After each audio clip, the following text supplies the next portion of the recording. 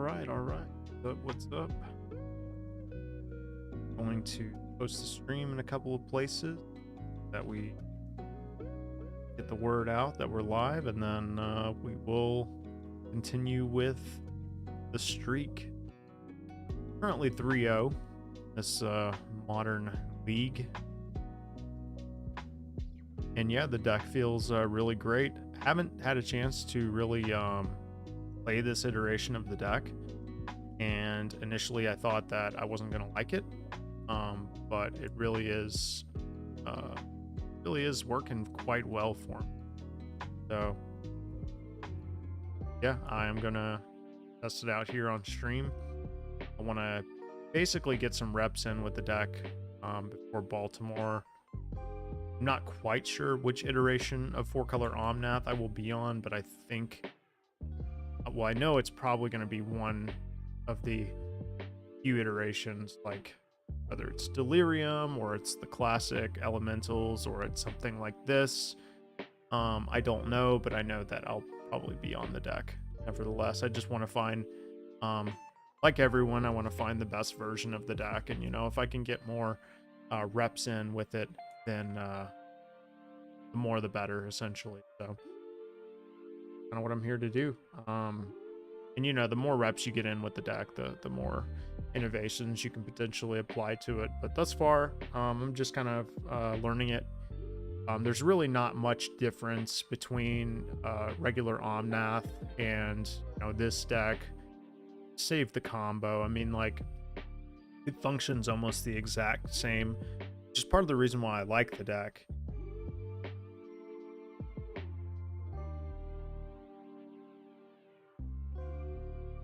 Part of the reason why I like the deck is because it's so functional as just a just a regular Yorion pile, and I like the fact that you can just win games with the fair plan. I feel like when I tried Glimpse Elementals, that was one of the draws for me, and then what I realized was, like, Glimpse Elementals was not very good at playing the fair game plan. It was okay. Sometimes it worked out. I think for some of your better matchups, you could still get there, but this deck is pretty much the same shell. You do get some neat little toys in this version of the deck. Obviously, there's less removal, but I have not had any trouble whatsoever. Like I said, we're 3-0 in the league, and I mean, the fact that you can just outright win with this shell makes me really happy, because I'm used to these games taking forever, and I'm at a point now where I've played so much of this deck, or I should say, like, the other Omnath versions, that I'm used to games going like really long, if that makes sense. So, like, I'm used to every game being like kind of like a grind. So to be able to just like win a game out of nowhere with this shell is like really refreshing, because normally, time is a concern with the deck. I mean, you see it in people's tweets, and when people talk about the deck and stuff like that. It's one of the things that people I appreciate it, Fire Shoes, for the tag there. Yeah, so, like, time is always a concern with these decks, and one thing is, like, people complain about, oh, well, I don't want to draw, and I mean, I've incurred some unintentional draws myself. In fact, I actually missed 2 top 8s because of unintentional draws with the old Omnath list. So it is a thing. I mean, you can play as fast as you want and potentially draw on accident with these decks. It's very probable, especially if you play the mirror or you play against another grindy mid-range deck. It's very easy to draw with these decks. So, like I said, it's nice to be able to have a method to end the game quickly. We saw that sort of with the Emrakul deck. Drag this over. This is like a sort of an iteration of Daryl Ayer's list. Where is it? No, never mind. This is a different one. This is a different list. I'm getting my list confused. I'm just showing like the different shades of Omnath at this point. But yeah, so like there's this one, you know, like these iterations that you can end the game fast with like Emrakul, and that's sweet. That obviously was an innovation to the deck that you know, came after I think Omnath became so popular. And then you have these versions. This is like a more to light version that is more of a control shell. I've seen some people win RCQs with like an iteration of this version already. It didn't work that well for me, but I have a small sample size. And then you have this is like the Jerry Thompson version. In fact, I'm pretty sure it's the exact 75 that Jerry T won his RCQ with. And this would be probably like my second runner-up. Right now, like I said, I'm really enjoying the combo version of Omnath, but like this I think is a good runner-up in my mind right now. And if I suddenly start running cold with Vivien combo, then you know, maybe I'll go to something more traditional like this. But for now, like I said, the combo version of the deck, which is essentially Andrea Mengucci's 75, or should I say 95. I've been really enjoying this. So far, it's been a really smooth sailing 3-0. I honestly don't really care if I trophy or not with it. At this point, I'm basically just trying to get in reps. You know, I'm trying to. I don't really need to learn the deck because I feel like I have mastered Omnath as a whole. But I do want to get more comfortable with the combo-esque version of the deck. And you know, make sure that I am well versed in that before I sleeve it up. But it's essentially the same. If you're used to the other Omnath version, have any problem adjusting to this?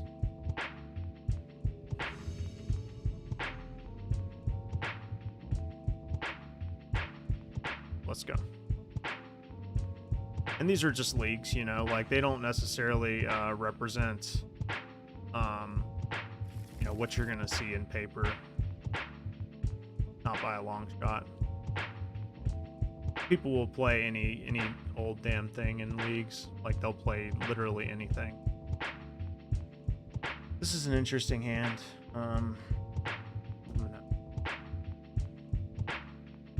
Over, so sorry for smash today. So I think we keep this. Probably just fetch a basic for us here, an Oath of Nissa.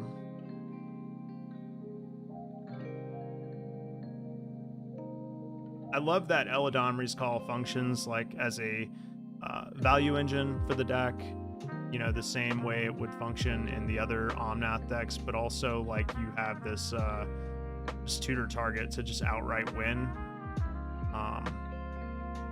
with the Planebound Apprentice or whatever his name is, the one that cheats in a Planeswalker.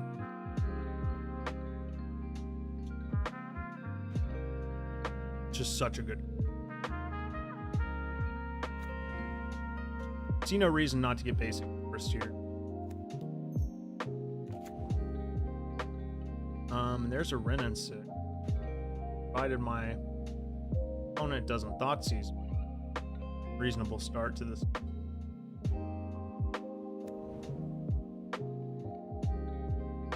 Fire Bluff Canal. And they're just gonna pass, which could indicate Spell Pierce. But we just drew a second Wrenn and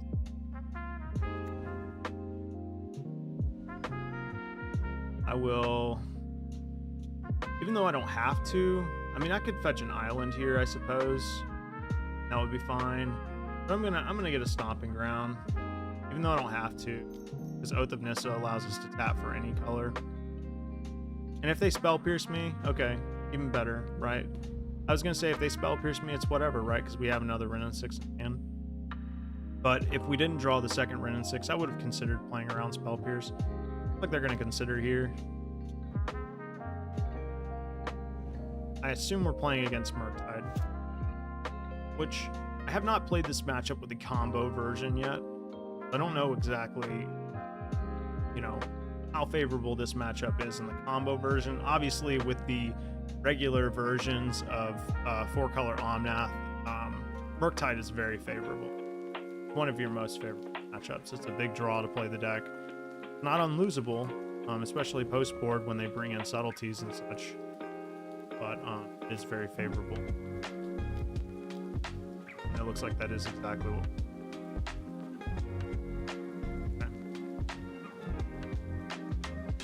No worries, we can bounce this with Teferi. A good tempo play here. Obviously, we have the Solitude answer. Not any.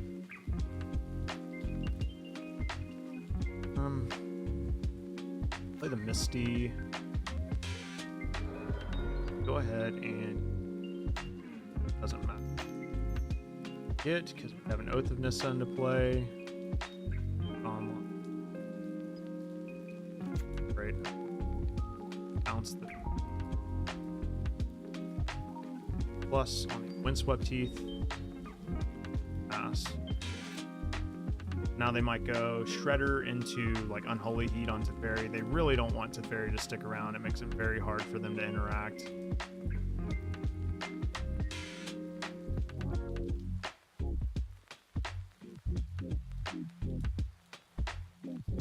But they have 6 cards in hand. Obviously not by a long shot. I gotta imagine comboing off in this matchup in particular is a little bit harder, but probably not undoable. You just have to, I'm sure you just have to wear them down. Yeah, it looks like they're gonna do exactly what I said they were gonna do, which is no problem.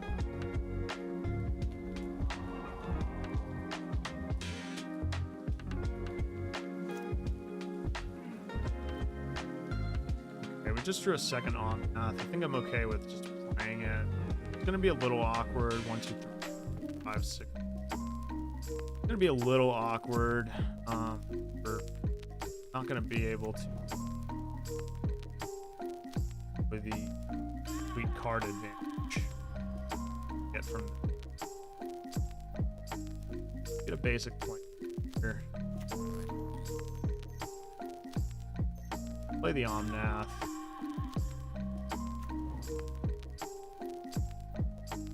Another Omnath. Tick up. Not going to tick up on anything. I mean, I suppose I could have ticked up on a land. Like, I just don't want this card, really. Could have discarded the Verdant Catacomb. Be a worse land, but at this point, I have all my basics wrist. This is interesting. I could Solitude in response to this. That way they don't get the Ledger Shredder trigger. But then I'm kind of in a bad spot if they just go like land Murktide, which is a very likely possibility. So I think I'm just going to let them do this. I think their line is just going to go land Murktide, or they probably want to kill Omnath, truth be told. Which is perfectly fine because they tap out to kill Omnath, and we can go Omnath, land, fetch, Solitude, plus up on Ren and Fix, and call it a day.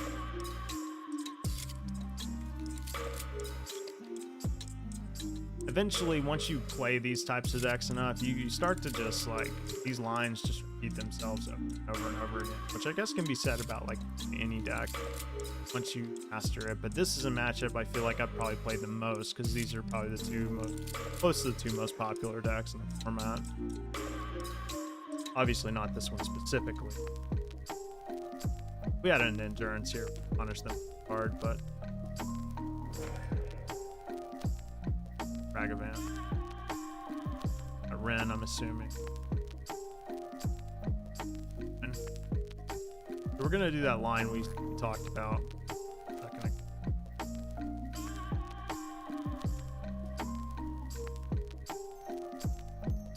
So we're gonna go Omnath, and we have to fetch for a white source here. Suppose now we don't, right? Because we go 4, 3. Yeah. Now we don't. Now we can fetch. Right? math wrong.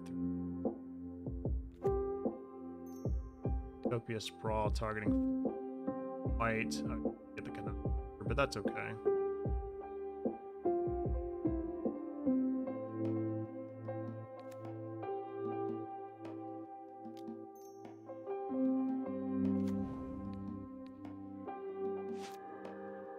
Plus,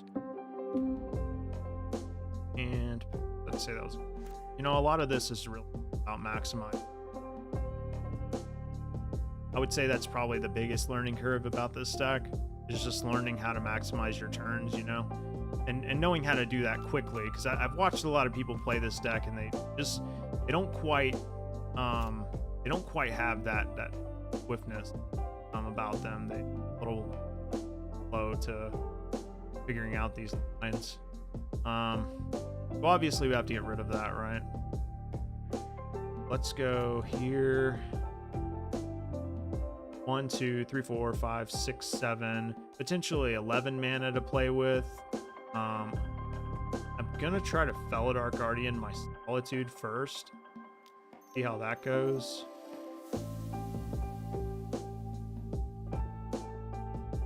Assuming they have some counter magic up. Okay, so do this, and then we would have 6 mana, so we wouldn't be able to yeah, I think I'm just gonna go and get a Solitude here. Pardon. Yes. Oh, actually, you know what? Fucked up my line. Not gonna work. I have to spend white to do double white, so let's do this for get a Solitude, I guess.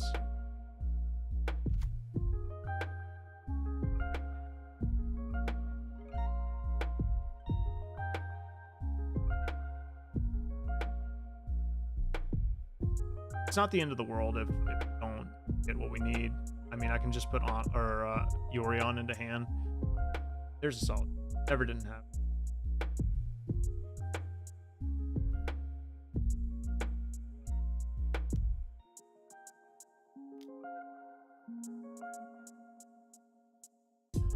This might get a concession. Maybe not. I don't know. I don't know what's in there. They could have express consideration. But this feels pretty good. I mean, they're almost out of resources, and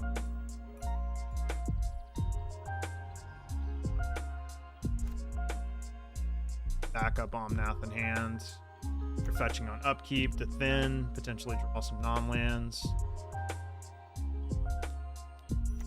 Rudder. Heat. Backup on.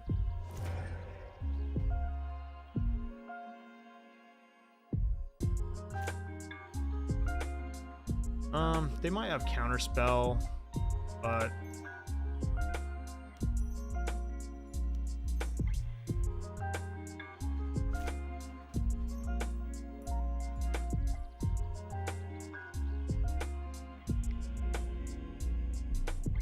all right, so we're playing against Murktide. I have not played this particular version of Omnath against Murktide yet. Typically I would always bring in my endurances. I'm talking about like the regular version, right? I would always bring in my endurances. One of the first things I would cut on in this matchup, honestly, is like Eladamri's Call. It's been a long time since I've played with Utopia Sprawl, and frankly, I'm not quite sure, you know, how easy it will be to assemble the combo against them. I actually don't know if there's any matchups in which you just straight up board them out, because like I could see bringing in all 4 Flusters, right? Like Daryl Ayers does that. You know, some people don't. Let me bring up like an old.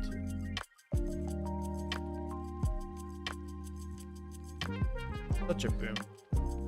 Look, I write down sideboard stuff, and like, you guys should. This is for this is actually for Death Shadow. Yeah, this is Death Shadow. I have that on hand, right? Michael Rapp, is that his name? I can't remember. Shadow Master. Probably dope. So I just want to double check. You know, like Murktide has been known to bring what do you call it?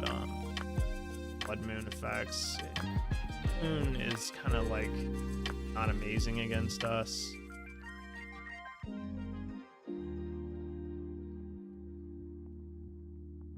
I mean, you can bring them, like you could probably bring in Beseiju, stuff like that. I just want to look and see really what the sideboard deal. Now I'm not looking at exactly this list, but I'm thinking like I'm just gonna cut some things, like trim some stuff.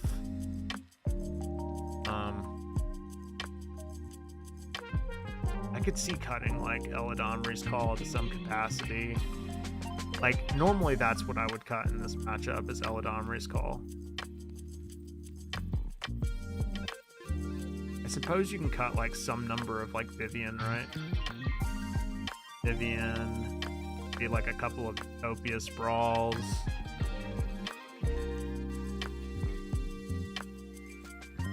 We'll just try this. No, we don't have to like overboard or anything like that. I'm not quite sure how you would normally sideboard in this matchup. It's obviously something that I should have probably considered before getting into my sideboard, but I think it's got to be something close to that. You can never go wrong with just cutting some of the non-essentials.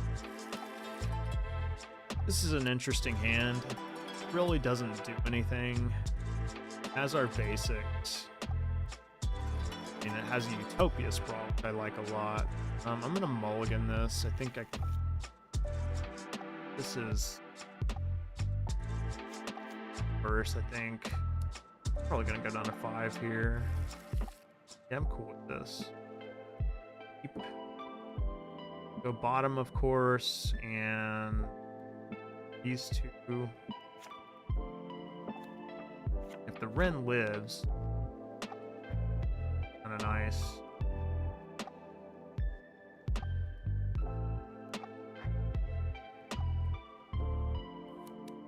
I don't know how I feel about Renegade Rallier. I don't know how necessary it is. It does ramp you. Going for the fast monkey. Guess I'll burn my bolt. Could of course let them untap and go to combat, but I don't want to get counterspelled. I have another monkey, well then.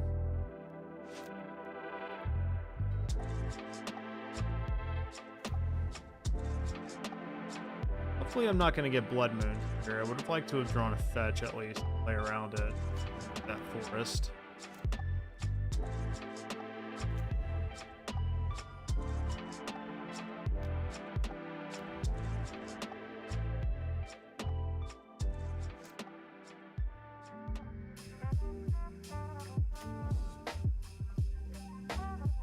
Could get Spell Pierce.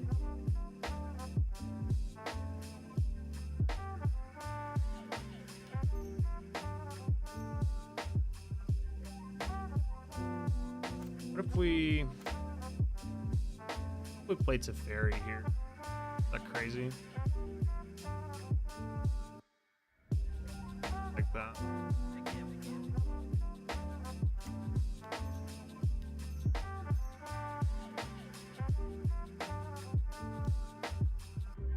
Was Spell. Kind of rather lose Teferi than Wrenn and 6 at this point. I sort of do to like make drops and stuff. We're flooding a little bit.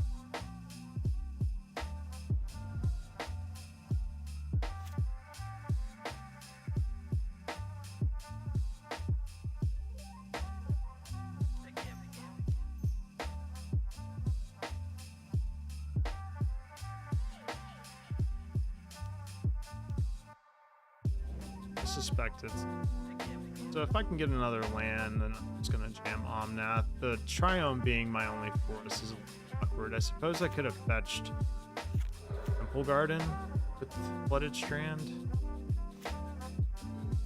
That was probably my ideal.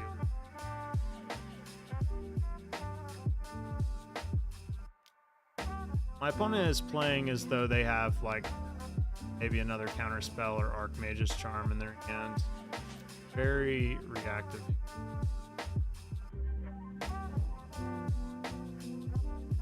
Go here. Green, white. Like go for blue. So we have like most of our colors, or all of our colors rather. That way if they do Blood Moon us, I mean they're in no position to Blood Moon do. Of course we know trigger, but thought about that I suppose. Pitching this Fiscal to speed. As I suspected, their hand is very reactive. They are like one Murktide away from pretty decent spot, or even honestly, iteration would be very good for them. And another counterspell in hand. If they have another counterspell in hand, that's rough.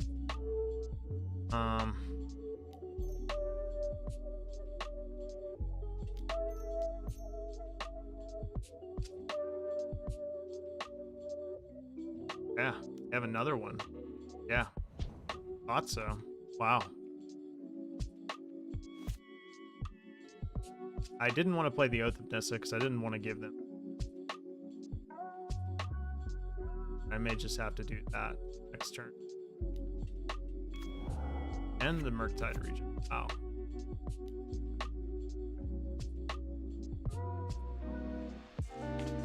Solitude's probably our best.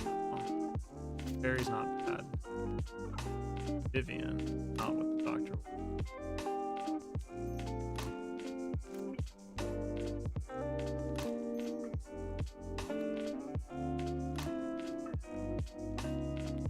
Okay. Gonna give them probably just dump.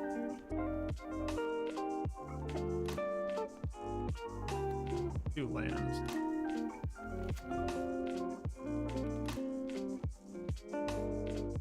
Do anything about that.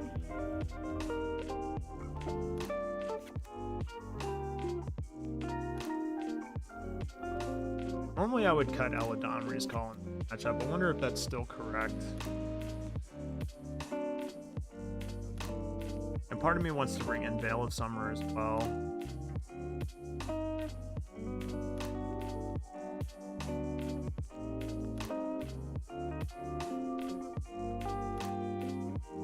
Something like that.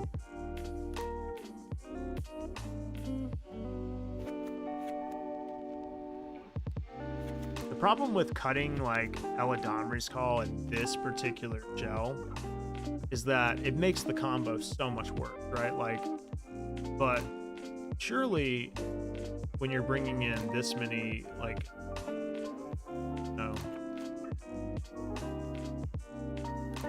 Yeah, we could probably keep a couple of them in. I just have to find like something to cut.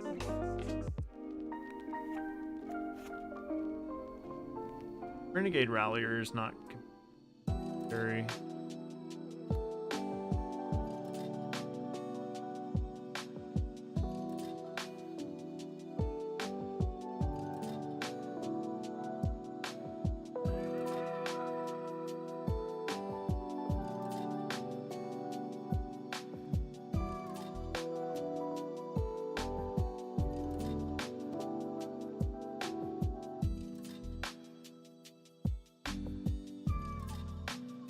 Yeah, I'm gonna have to look and see like how Manguchi like sideboard, because like I'm curious if he takes out the combo. It is possible that that's the correct one. Still don't think I'm like in on this flusters.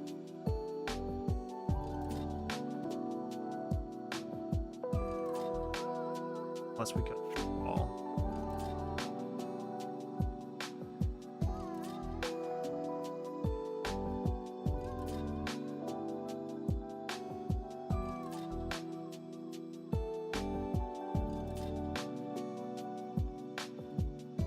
Tough to say. Try it.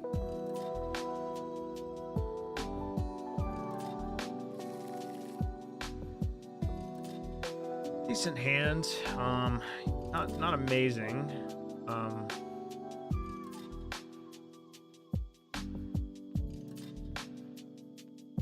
Had a risen reach, I'd be all about it. I guess we are one land away from like, casting. Do have an ant. I hate the fact that it's an opener.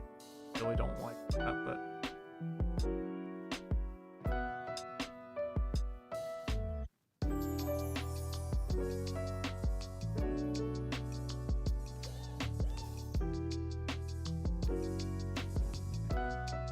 this is going to happen. We'll get one of our triome.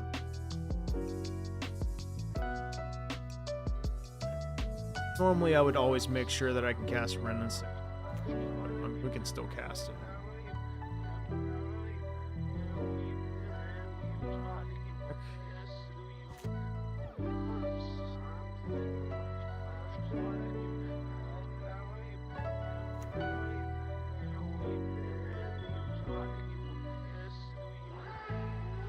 I suppose it was probably more correct to play Verdant Catacomb.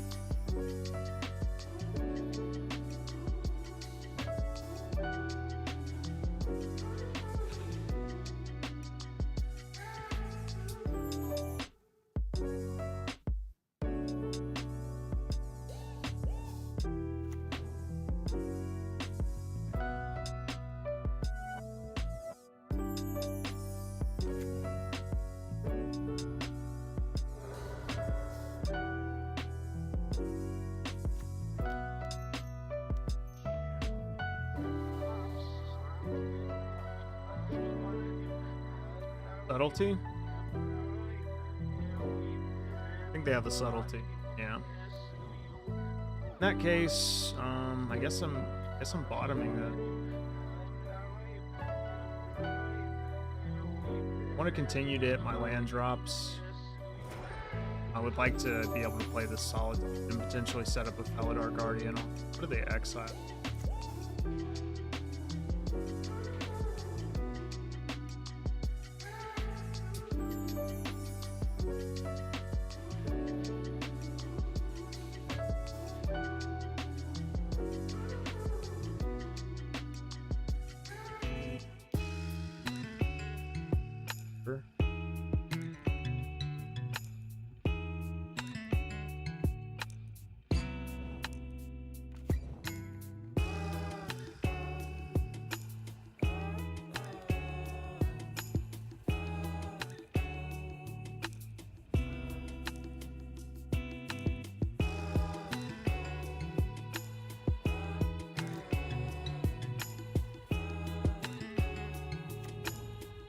I'm gonna main phase.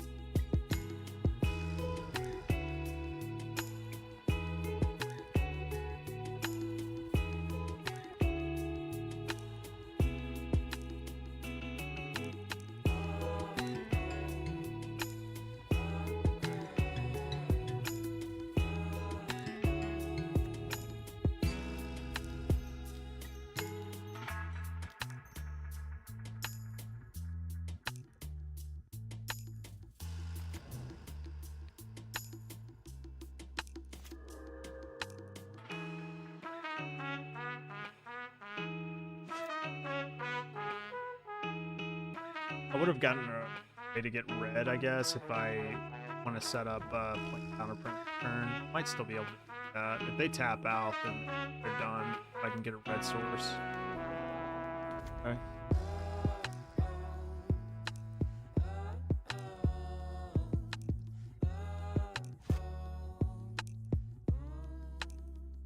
Okay.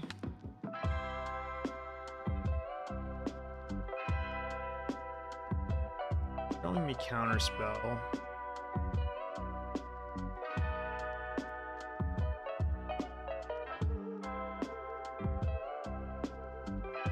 Really many play around counterspell. I mean, I can put Yorion in my hand and Eladamri's Call.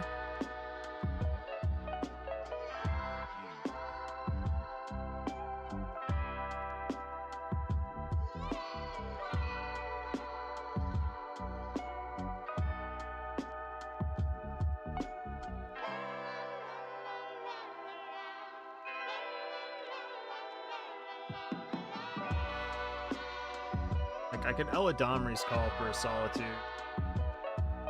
Put Yorion in my hand. Exile Felidar with Solitude. I don't hate that line. Because if I just hard cast Felidar here, they're definitely going to counterspell it, right?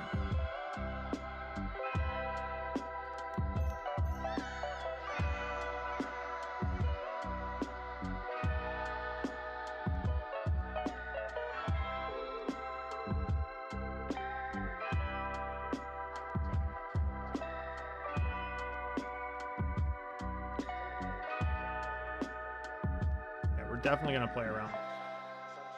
I don't know why the league thing says I'm 1-0. I'm actually 3-0. They fetch for me. Go.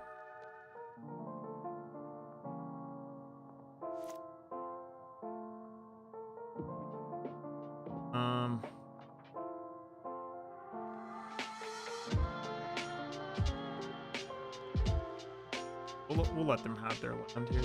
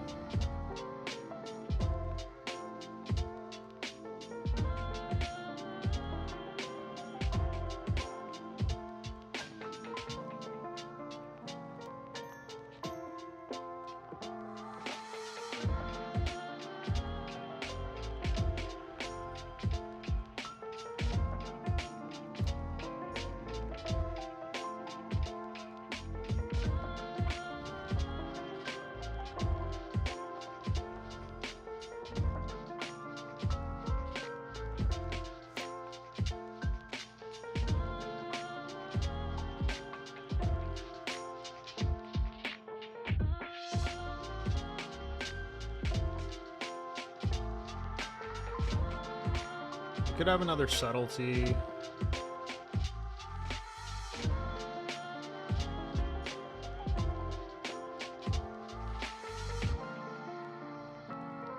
Swing.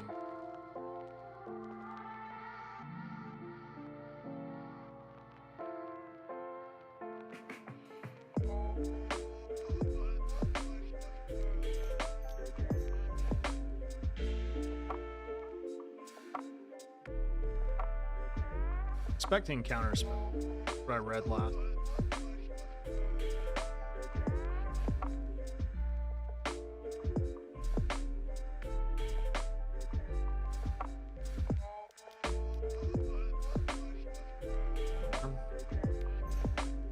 Oath of Nissa into play. Two cards in hand. They're gonna go up to 3. Renin 6 doesn't really help me too much. I guess I realize now I could have actually tapped Hollowed Fountain Island. Potentially could have.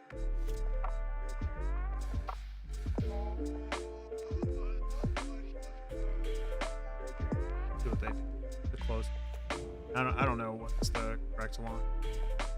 I think going for the combo is a bit risky, especially because they could just combo like a bolt or something.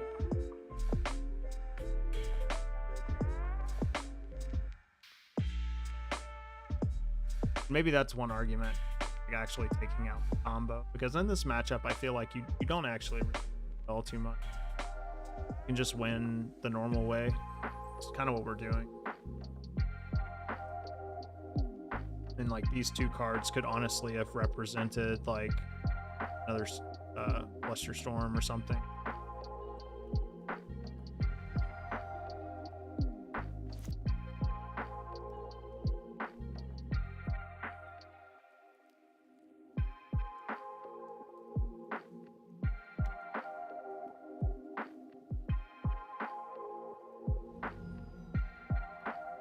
I mean, I have to assume my opponent has counterspell.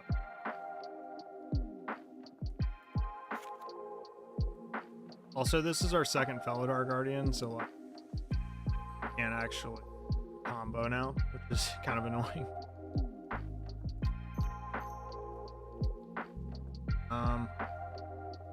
I honestly don't want to cast the Yorion spell.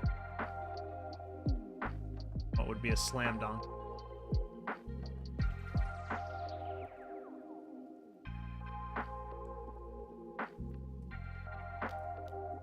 Whatever it was.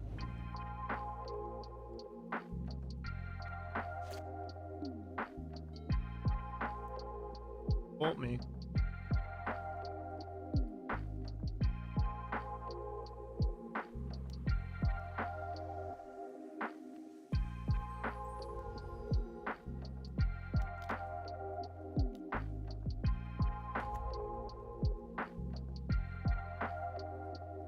Assuming you brainstorm.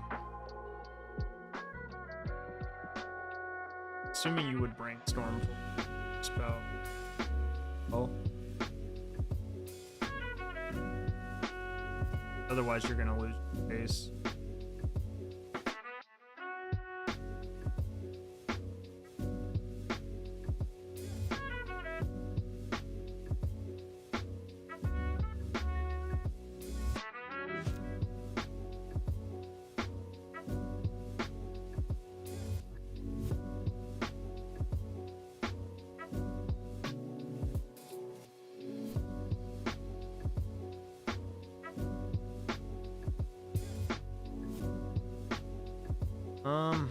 It might be fucked. I mean, if they found a counterspell, then I could be potentially.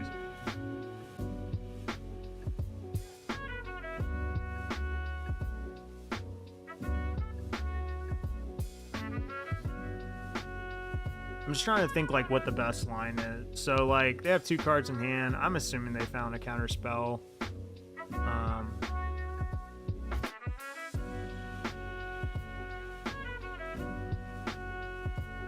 Karmic Guide, or is it Yorion?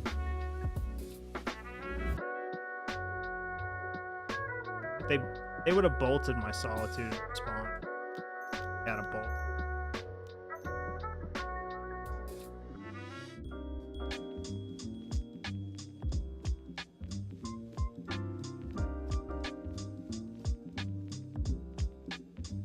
Let it resolve. Let it resolve.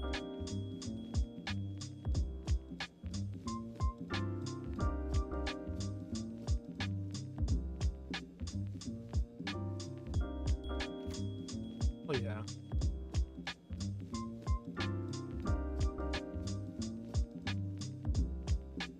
What's up, Fern Dog? What's going on?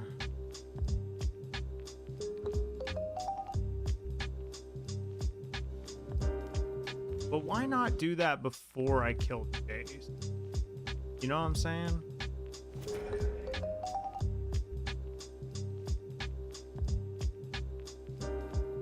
I don't understand. I guess, I don't know. I guess so I can't play around it.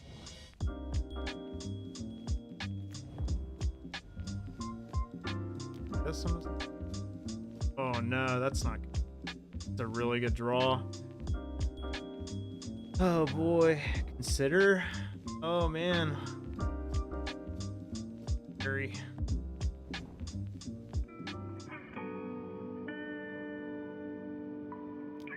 Whew.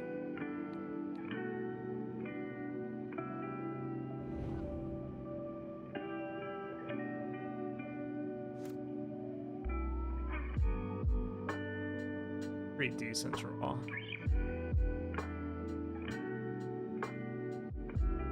I mean, they could have found another. Can't really do it. But geez, I wish at any point in time on Lance.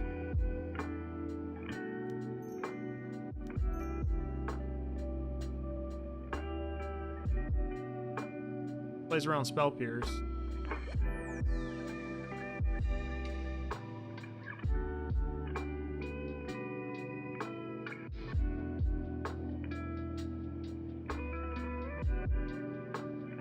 And it gives me the highest likelihood to draw another Karmic Guide. Karmic Guide I don't think is bad in this matchup. It feels pretty. Oh, the slow roll. Okay. I think in the future I'm supposed to board out the combo in that matchup. What do you guys think? Like that's a pretty that's a pretty favorable matchup normally for elementals or 4-color Yorion.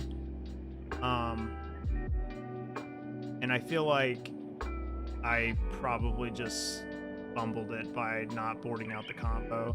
So I'm thinking like in the future when I play against that matchup, I bring in all the Veils, all the Endurances, all the Flusterstorm. 9 cards, go 4,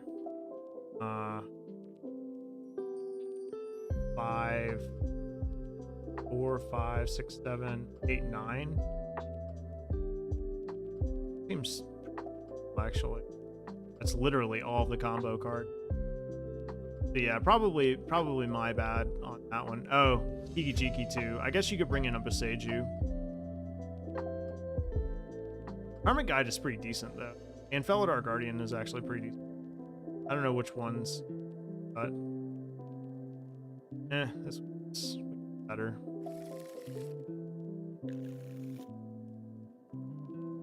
Yeah, it's kind of slow.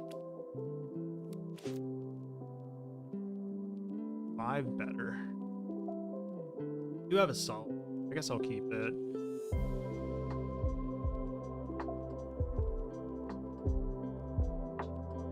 Or normally I'd throw it back to Vivien. Might be able to keep it. Oh, is it Burn? Burn is a historically bad matchup for deck. It's these archetypes. Not a bad draw though.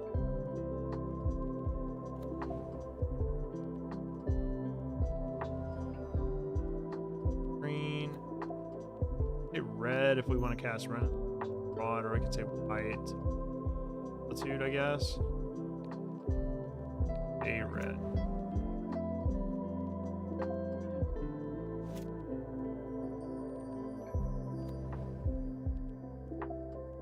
Typically,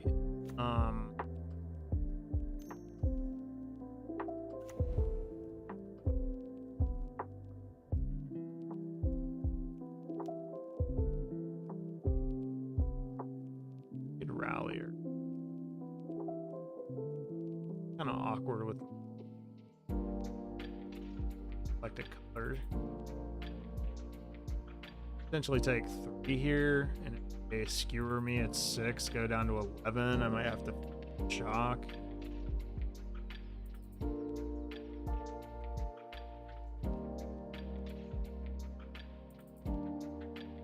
I wish I would have said white. Way better. I could Solitude now, I just feel bad.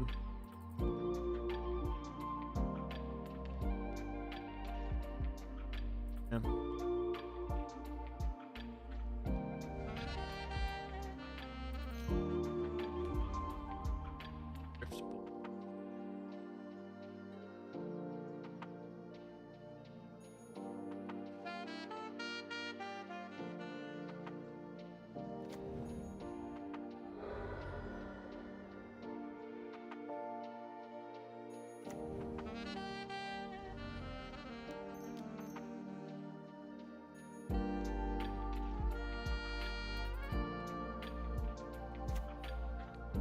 probably gonna die now.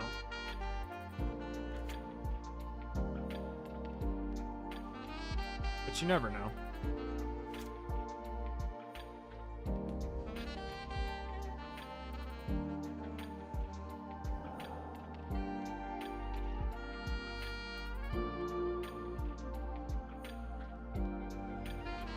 Have hearing blade, whatever it's called.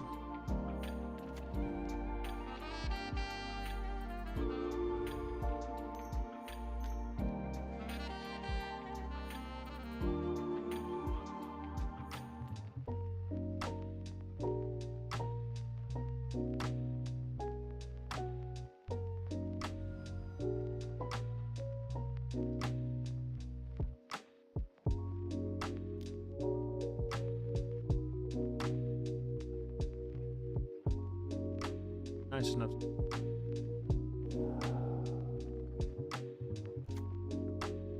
Out.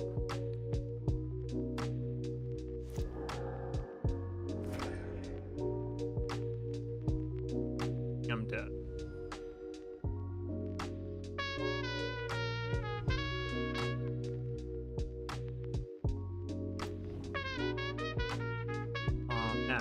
Nah. I mean, you have 2 cards in here.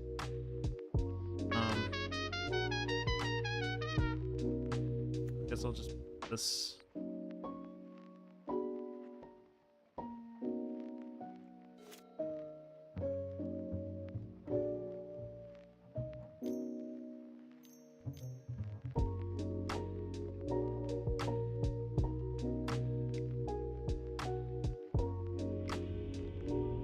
Hey, it's burn.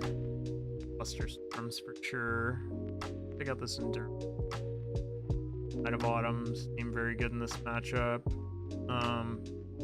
Again, I know what I would normally bring in the matchup. Certainly bringing in the Sage as well as a means to deal with Eidolon and also the Boiling Vortex.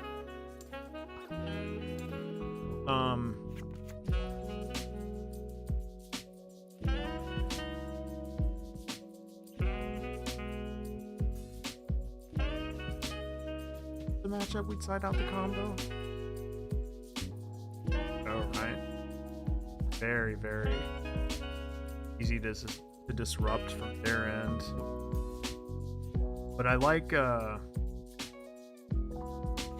Karmic Guides and Eldar Guardian, Knight of Autumn and stuff. Roll with the. This seems like a more.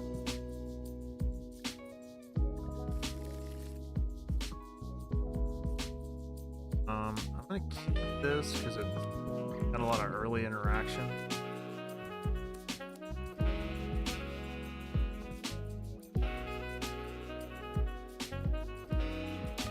Not looking to really fetch and shock.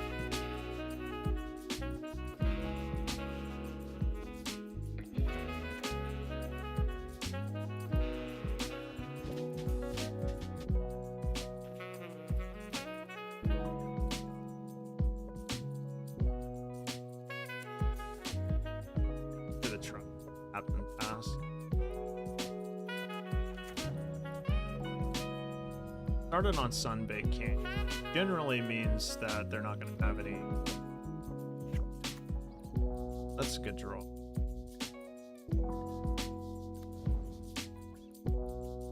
Here.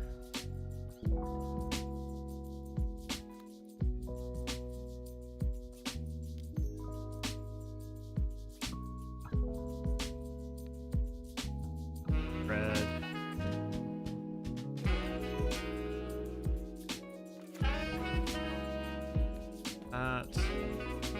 That go pass.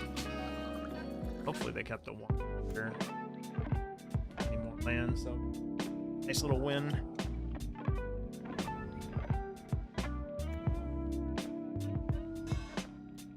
Or they kept Blander on Big Canyon.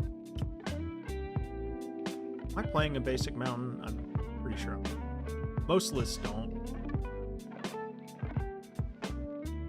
Oh, I am. That's right. Makes it awkward to honor.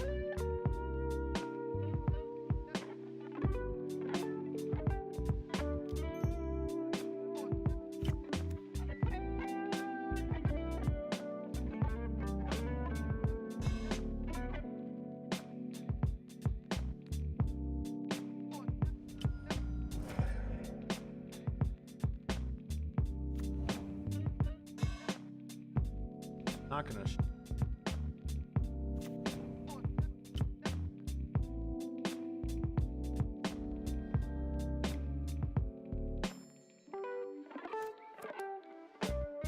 Basically, just hoping to get enough. Start gaining some life. Knight of Autumn would. We're gonna play around Skullcrack and such.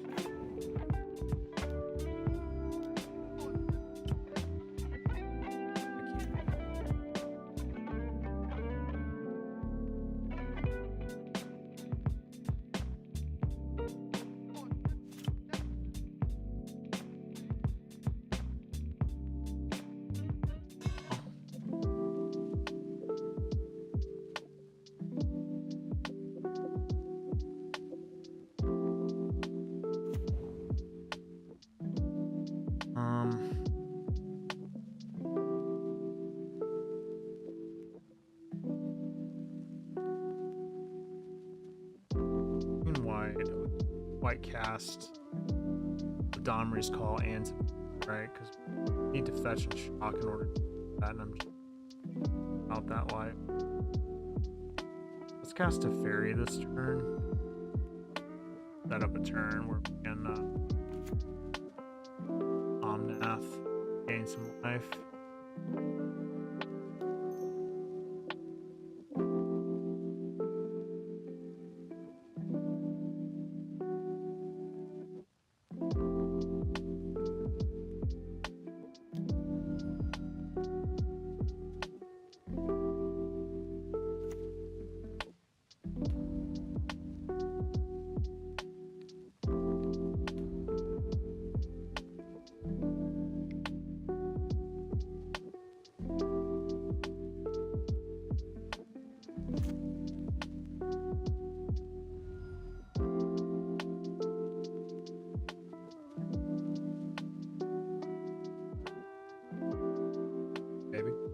I get some.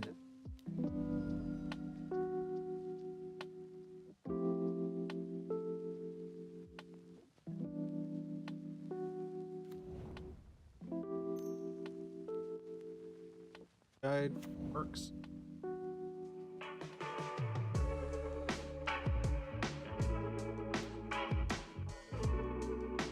It's actually a good.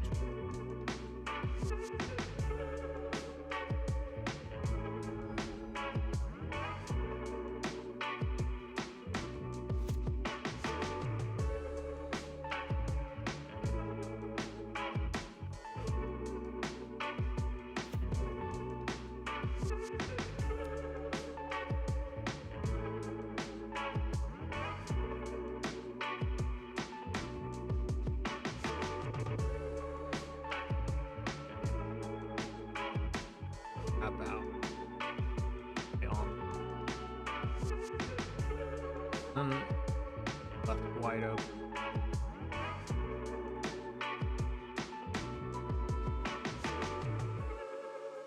Now I can carry.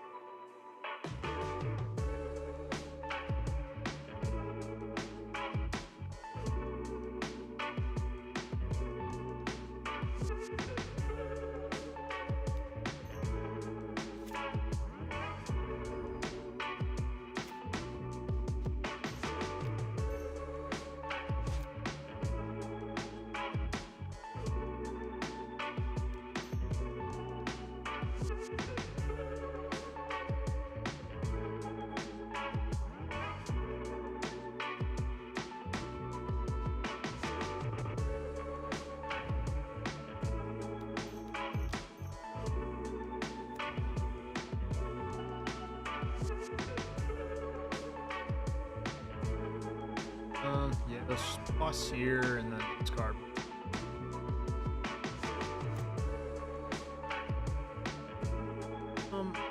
No, I guess it doesn't matter. If they triple bolt me, then I suppose they could go bolt.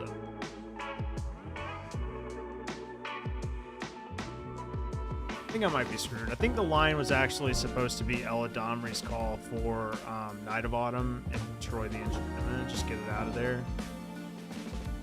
Probably fumble the bag a little bit on that. Still learning this particular configuration of the deck. This is why we play. It's not about trope wins. It's about learning the deck and combo variant. Plays a 4th land. They attack here, I'm going to assume it's Searing.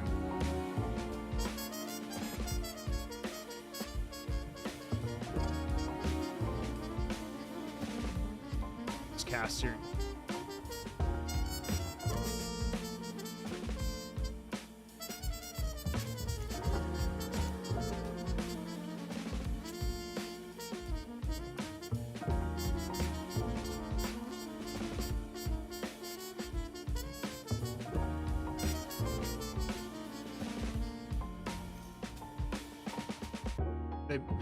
It sure did take them a long time to figure that out, didn't it? So yeah, that was a little, I don't know, that was a little bad on my part. Like, I definitely should have played that a little bit better, but it's fine.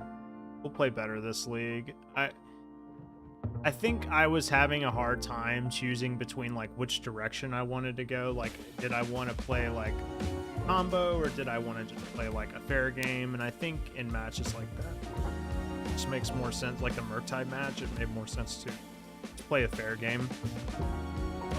And against the burn, I think I just fucked up. Like, I should have Ella Domri's call. For some reason, I didn't register Night of Autumn as destroying the enchantment. So what I should have done earlier, like way earlier, is just Ella Domri's call, hit Night of Autumn, play it, destroy the enchantment, just get it off the battlefield, and then I can set up a turn. At that point, then I can bounce Night of Autumn, replay it, gain life, you know, all that sort of thing.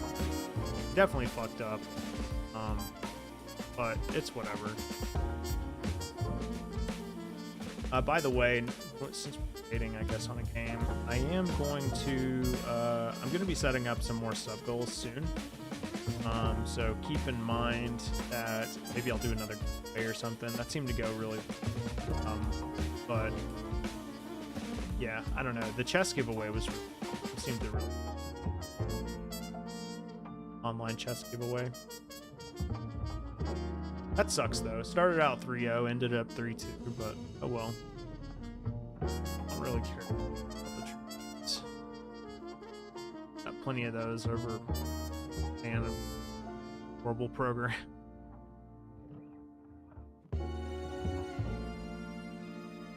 But if you guys haven't seen it yet, I posted the deck list on my Twitter. It's literally just Andre and Good 7 or 95. I keep calling 5 just 7.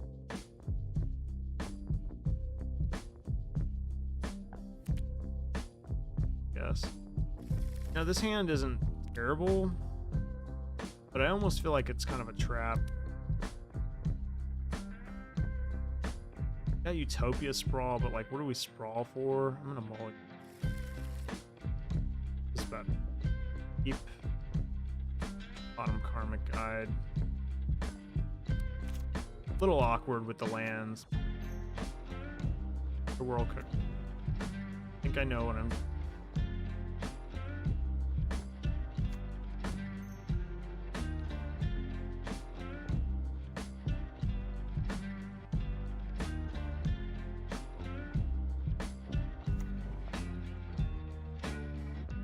Well, we can Ella Domri's call for a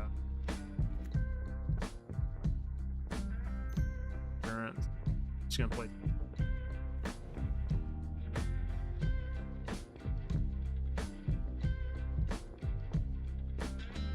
I kind of hate playing against decks like this because it's like I just know that I'm never gonna play against this in paper, but it's fun.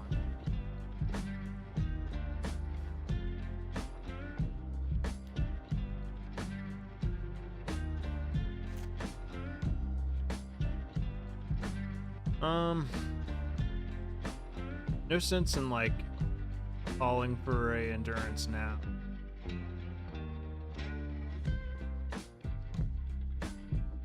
Sucks because I had an endurance. Definitely. guess I just play Sago and go Solitude and hope I draw a right creature or spell.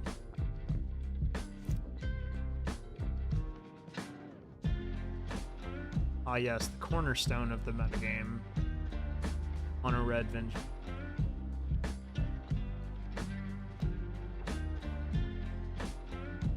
I can put Yorion in my turn.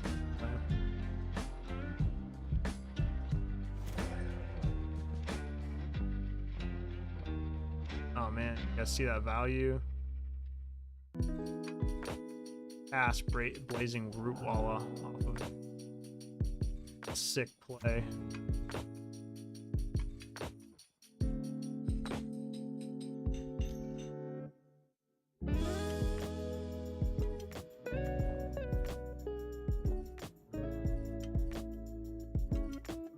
Well, let's just beat this deck in games. Quite good.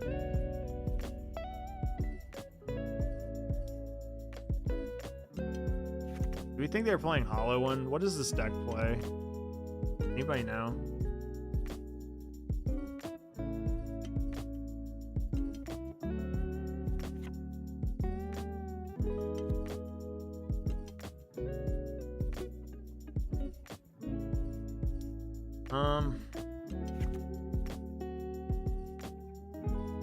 To cut here.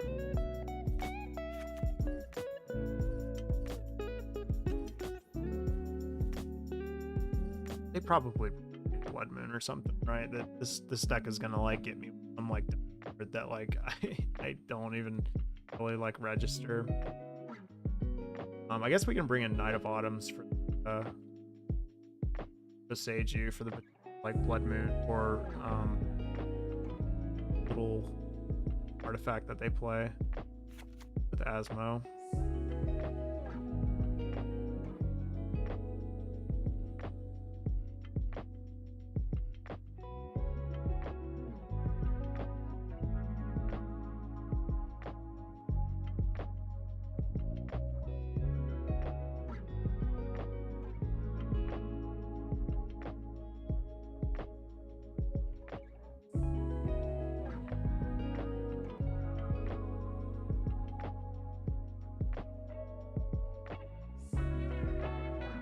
Could see cutting a red 6th.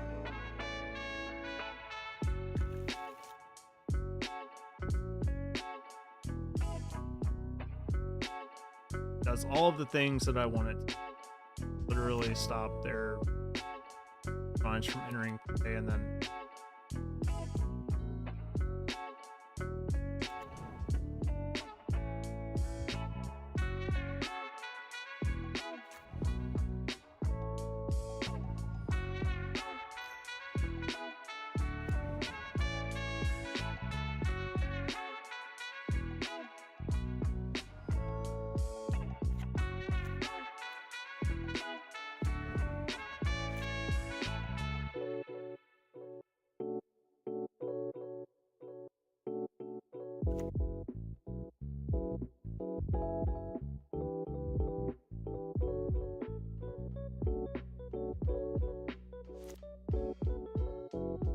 I don't know if they're playing. They're probably playing like Goblin lore and stuff like that too. I'm assuming.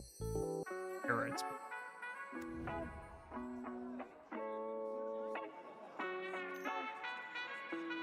Burning Inquiry. Let this resolve, honestly.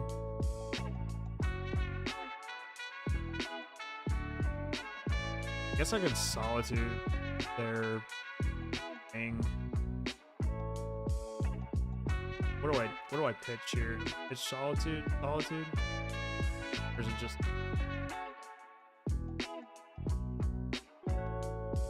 a pitch?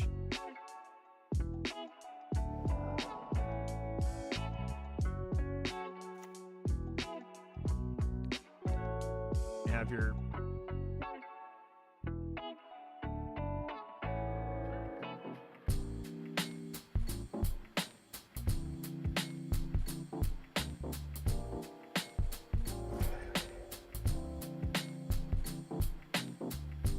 suppose I could Eladamri's call and respond.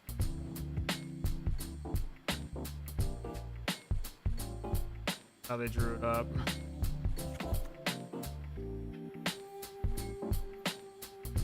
They put 2 Vengevine. Luckily, it doesn't matter because I'm playing into still. That's annoying. Why Eldritch Armory's call for anything?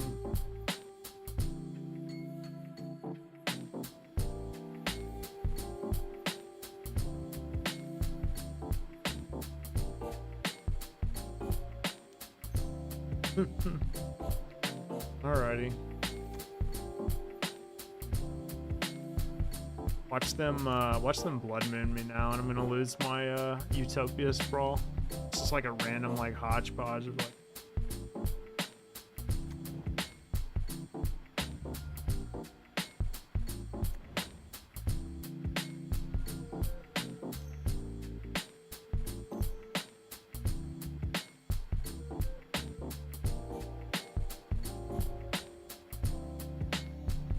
Eat.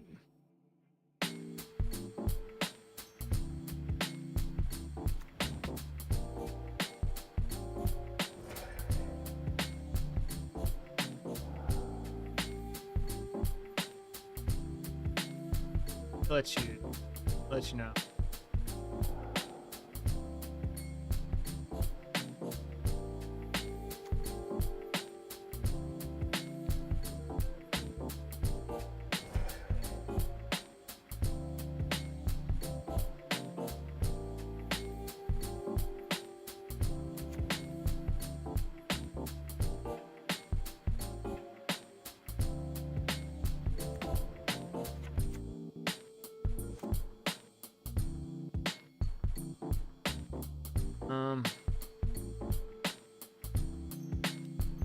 Tempted to play Risen Reef, honestly, because I'm at such a high life total.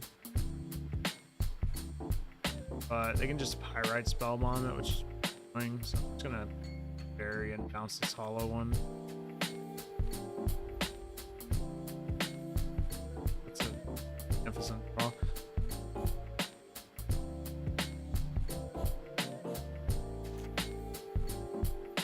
Might be yet another matchup where I should have just boarded out the comp. Still learning. But I think against the bad decks, I definitely need.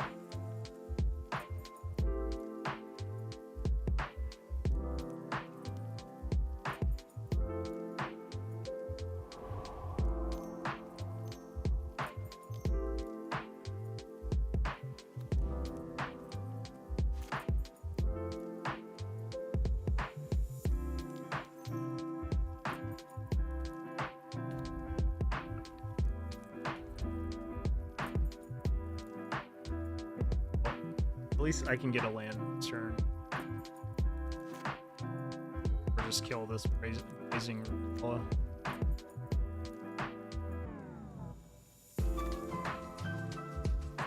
Them, like, this is such a classic, like, Burning Inquiry, isn't it? Like, them casting Burning Inquiry and making me discard my land. It's such a classic.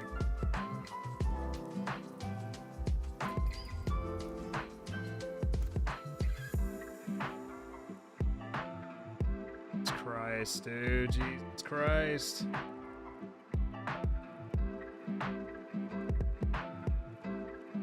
Do we run in 6 and guarantee the land?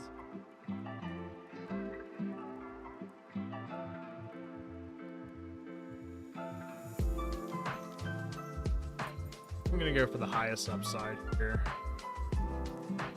Super hard.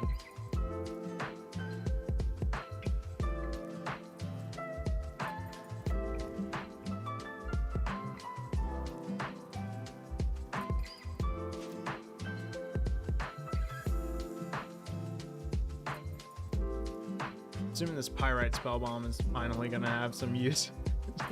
Random artifact that they play. I guess they play Urza Saga, I don't know.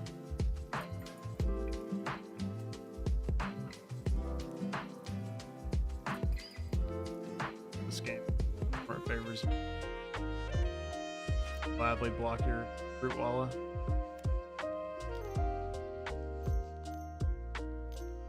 Let's go.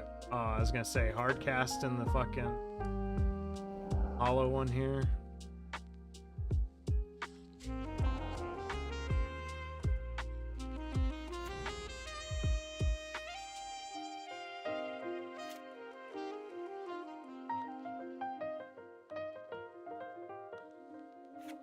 I draw a fetch land really good.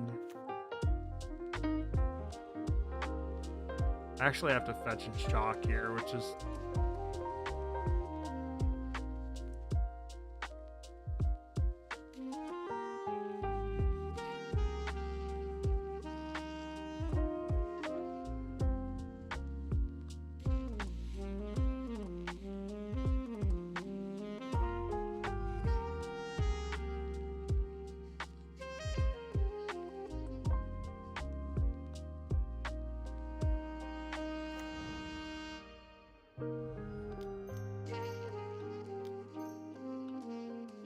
and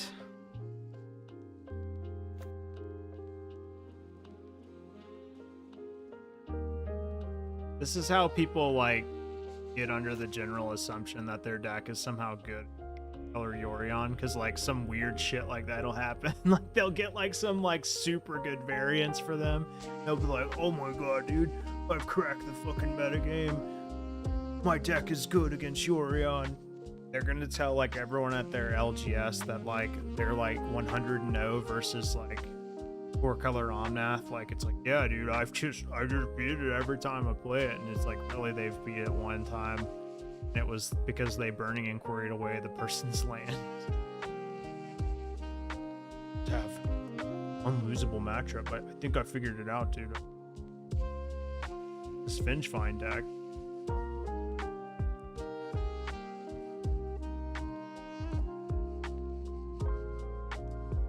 Fantastic. Yeah, it's like you don't. I mean, you just don't really like look at matches like that, unfortunately.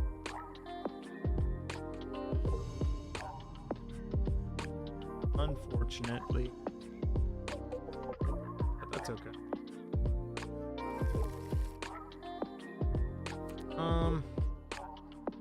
It's a little slow, but I guess I can put it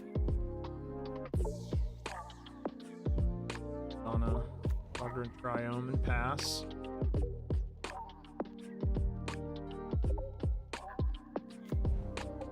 On. Okay. Well, against Tron, I think my best chance is just comboing them, truth be told. Is calling for anything other than, like, if I was playing, you know, main deck Magus, then this line would be super simple. Literally just call for Magus and win the game. But I'm not, so I have to call for the Apprentice, I guess. I could call for Prison.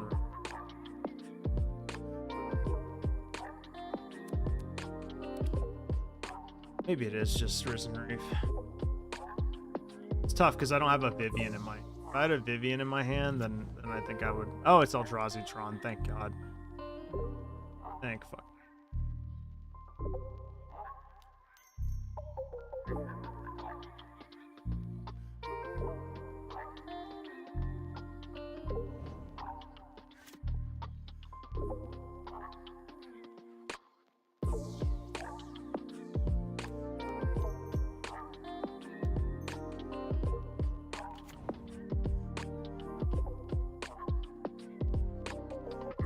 Remember?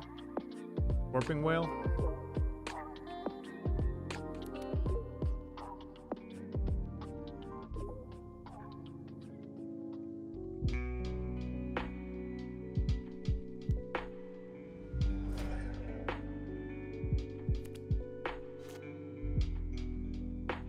Did its job.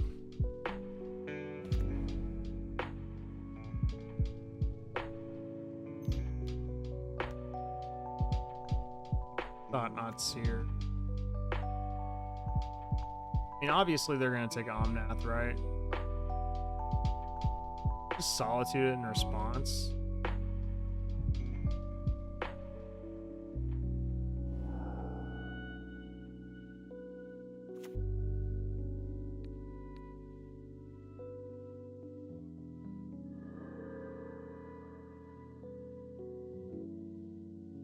Okay.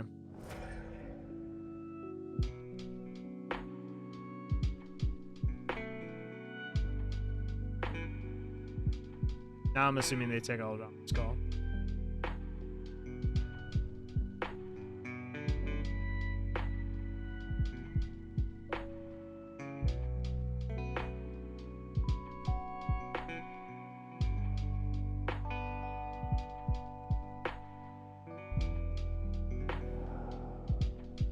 Yep.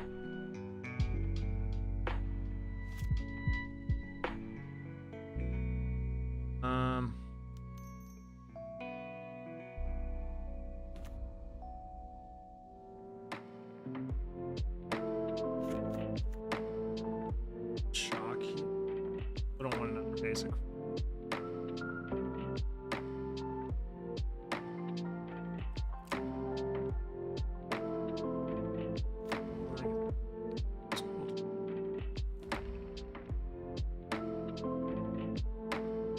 Possible they go untap and then fucking play another Thought-Knot Seer, but I don't know. Their mana base is like so awkward right now.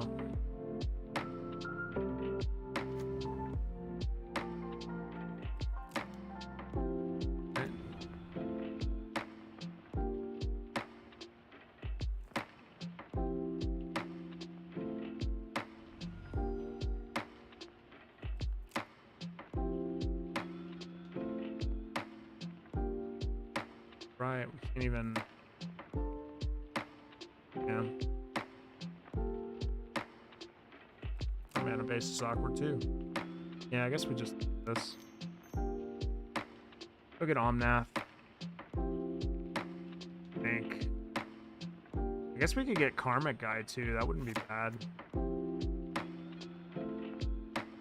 Kind of like that actually.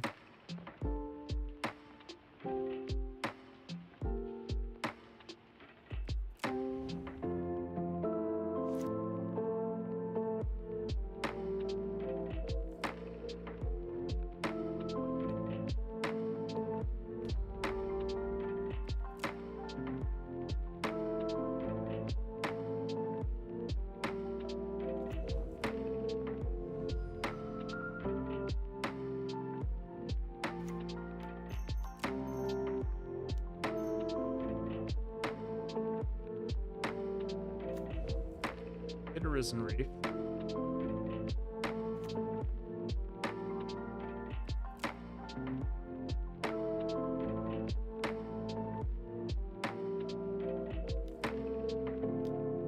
I haven't played against E-Tron in a long time.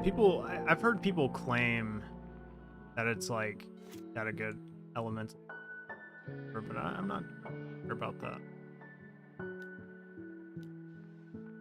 Not quite sure about that. Again, I wouldn't. Do you get Shadow Spear here, or do you get Pithing Needle?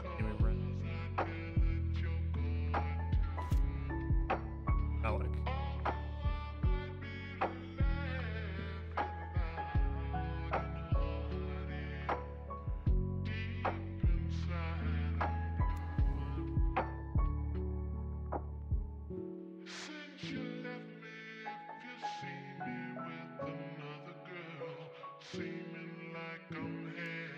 Probably not paying for this.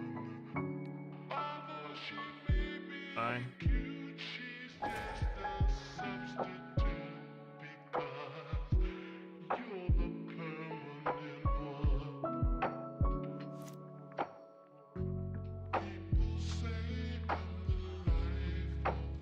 That means we just win, right? Let's have another Joker. Right around Dismember number 2.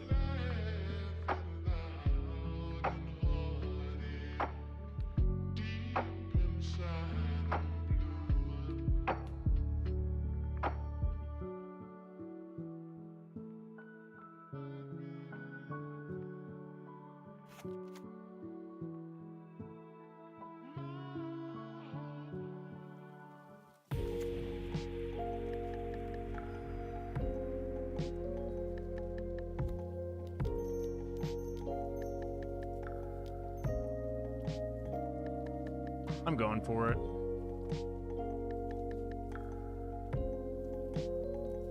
I guess they could have warping wheel too.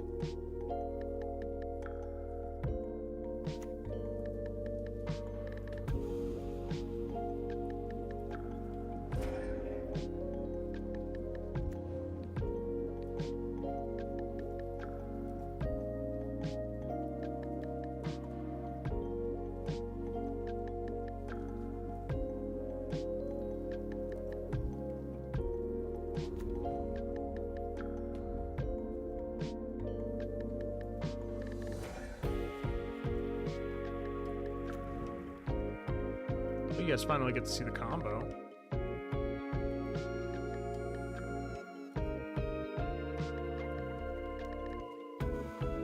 Okay. They did the thing. I forgot they could do that, honestly. That's fine, though. So now we can't necessarily go off, but still beat them. They're not really doing it. Just have to put this Vivien on blocking duty. I forgot. I guess that's why they got the... That makes more sense now. I was like, what? Why would they get relevant? Just now. We're learning. We're learning. This stream is all about. Learn with me. Still no Tron.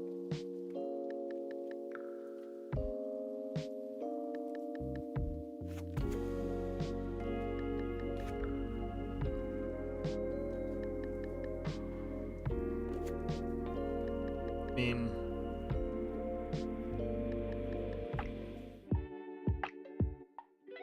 they're like in a weird position because like they could crack these expert maps and go control. Have very powerful drug tokens.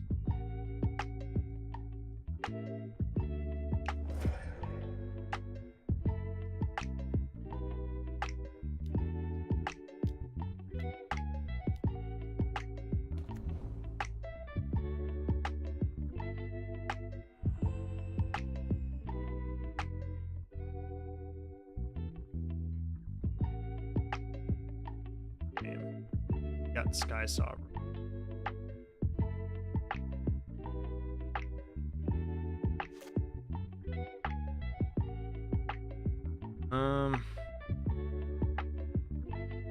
Let's Oath first.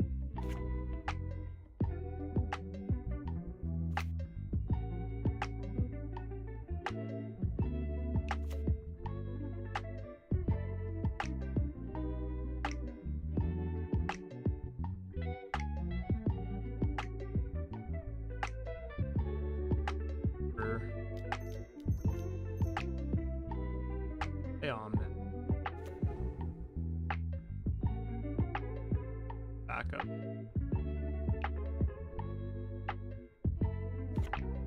Ooh. No 5 cards.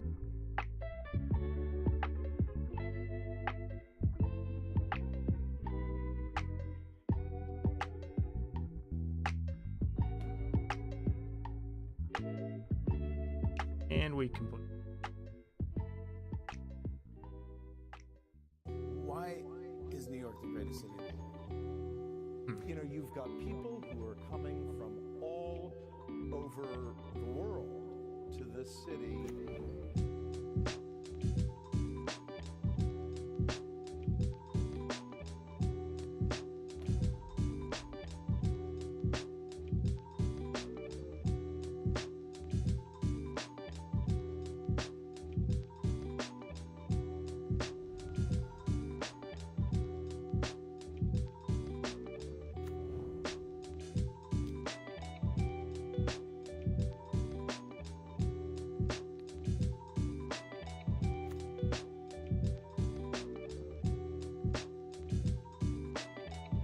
Okay. I don't know if that was the most ideal. Probably not.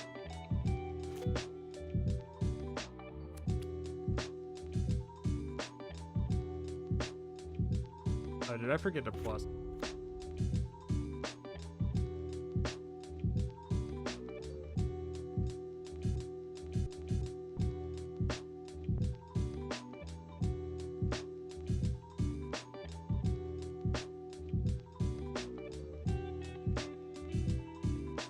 I definitely need to be more cognizant of, like, someone has a way to disrupt my combo, like not just remove spells. At first I was thinking like, oh, I'm just playing around with number here.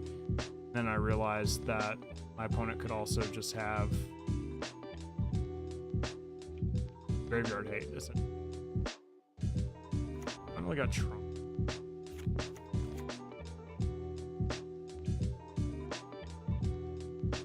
Also, respect back at all. All right, that's just me slop. Game here. Blood Moon, of course, is coming in.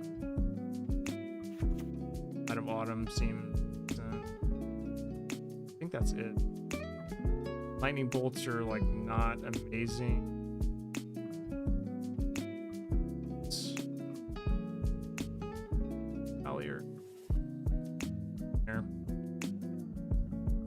Definitely not playing my best tonight. I think it's because of the deck. I might end up switching gears if this doesn't go well and switching over to Jerry's operation. This one. This is more my wheelhouse anyway. It's the fair game plan. Nothing spectacular. Just what I'm more used to, I suppose.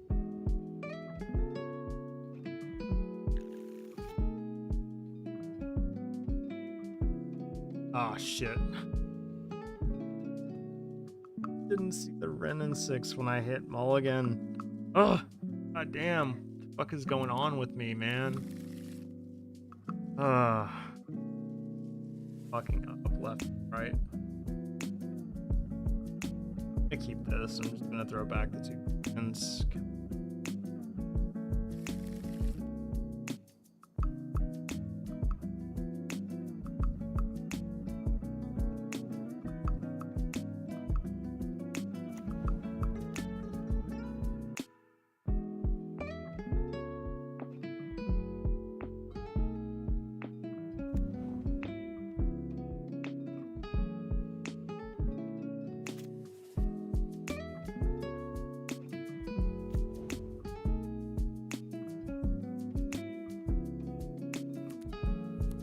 People say this is a good matchup for each run. I'm not quite sure how. Like, especially, I'm about to destroy them.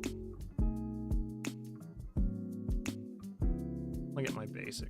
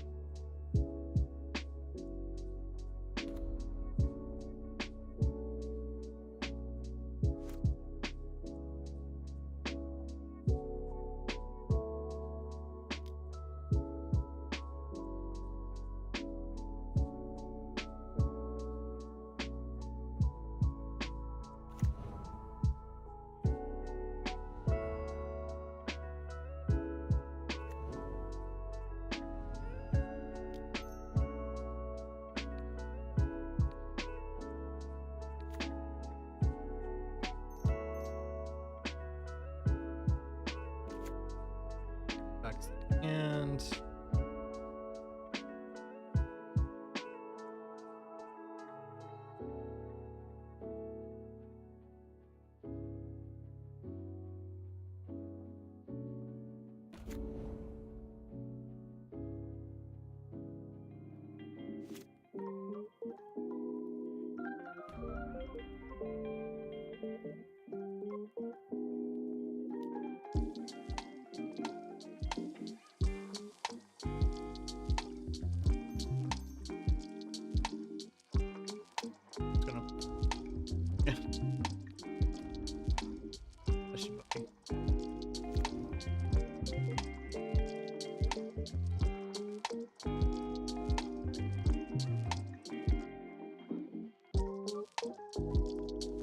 Oh, I could have bet you. Definitely.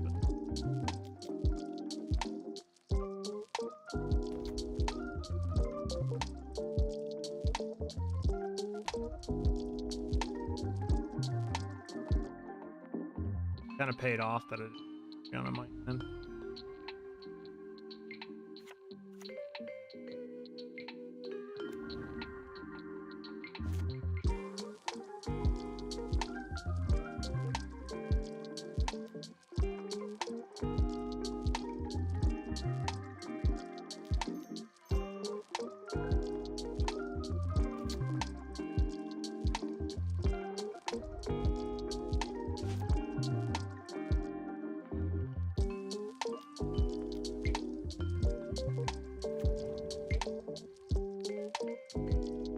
May not have land.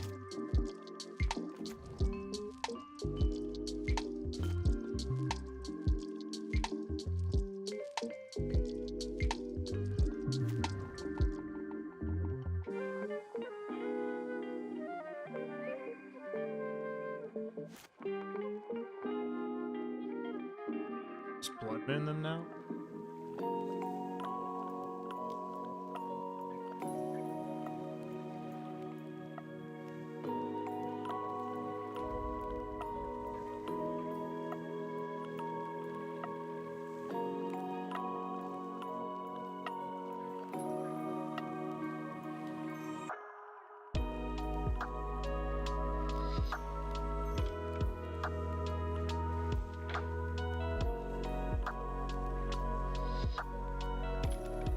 If I can. Nope.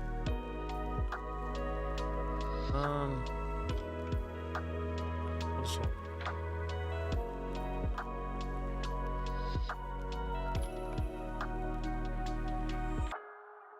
I don't suspect Natural Tron. Wow, they had Natural Tron. Interesting. Unless they just drew it because they kept trying to slam Urza's Saga. It was very interesting. Not secure.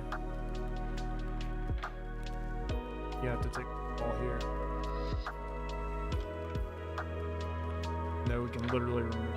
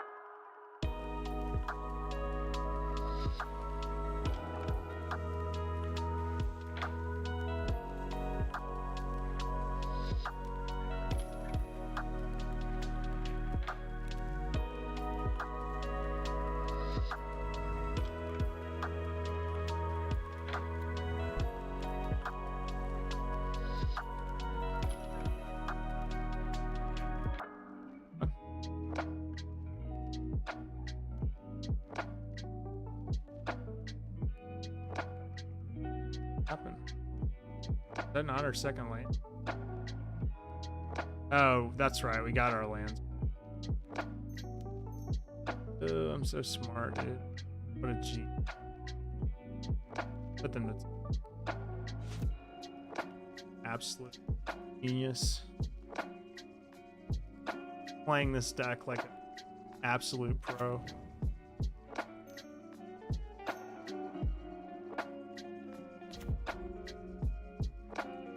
Go and get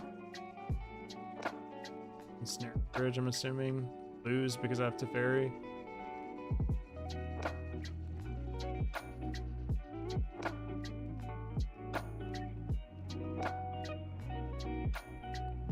Freed Mana.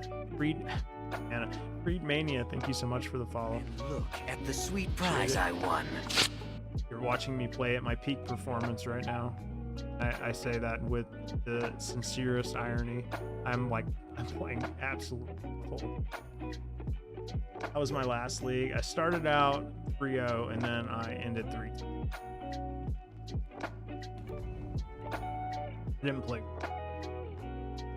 there were some lines I identified, like what I could have done differently. I just played bad over.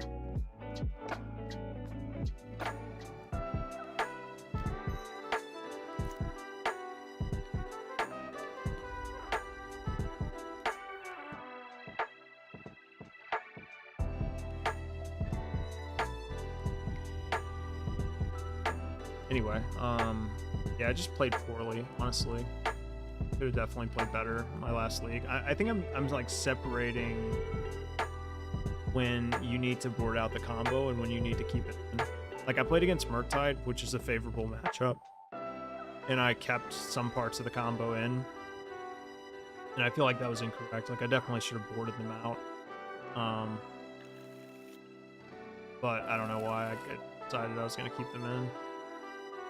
Keep this hand. I guess it's a little awkward, isn't it? But I have to bit.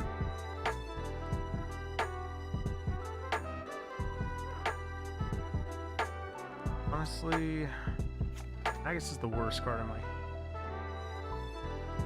This was regular Tron. I'd definitely keep the Magus, but considering bottoming it, especially because like if Utopia Sprawl attaches to a breeding pool, falls off, it's gonna be pretty bad.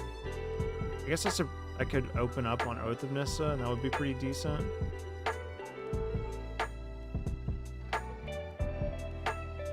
Maybe it's just value. You can't just play the main deck, you have to talk like. No, I'm not gonna do that. Oh man. Okay, so we drew another prismatic end.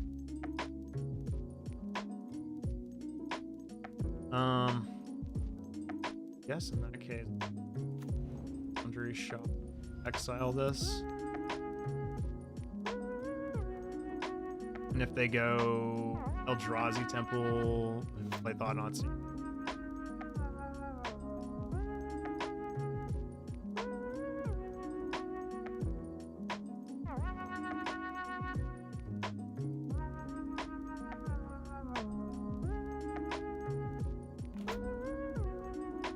Oh baby.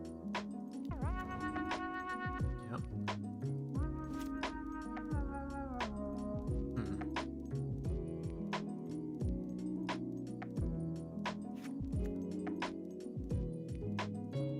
I really want to attack this with Magus in the next turn, but I don't have the mana.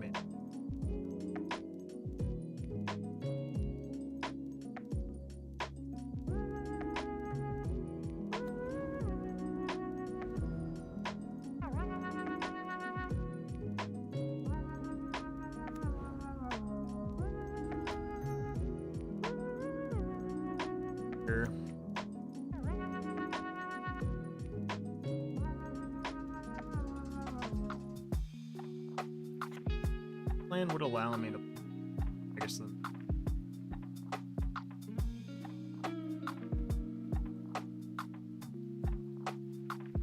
would be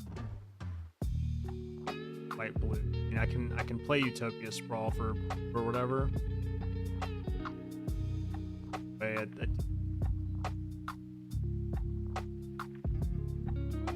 The mana was a little bit smoother this game. Definitely, absolutely. Them, I guess, but unfortunately, couldn't turn one. Utopia Sprawl. Just needed a fetch land. Got a base ball.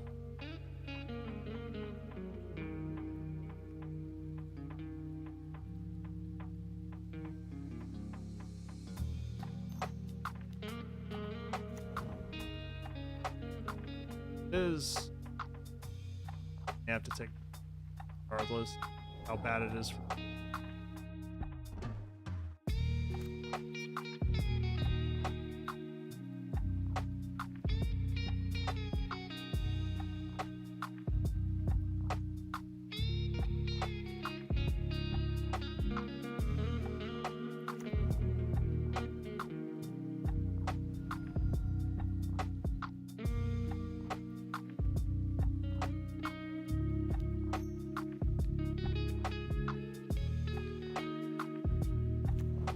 Um,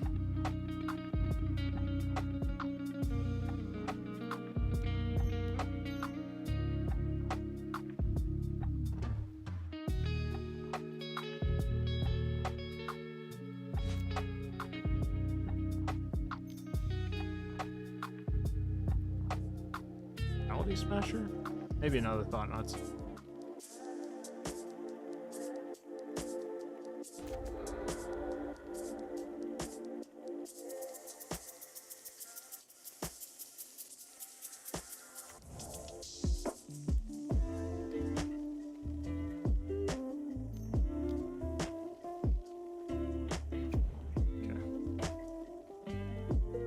Exile one of these. They're gonna take three on, I'm assuming.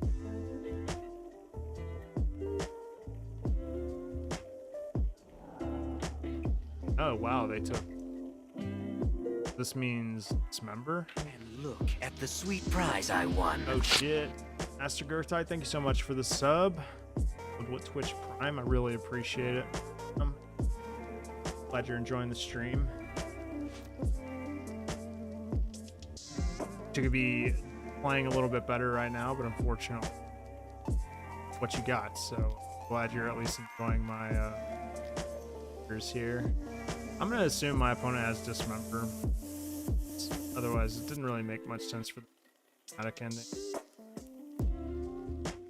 Not much of a Omnat, or excuse me, Orion, but a blocker.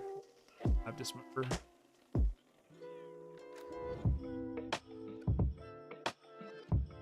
And if like a fetch land in case we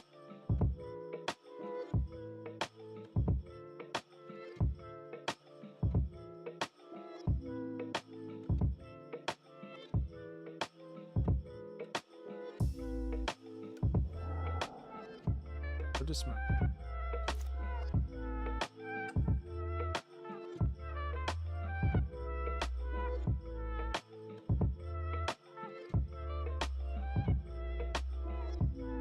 Still no smack.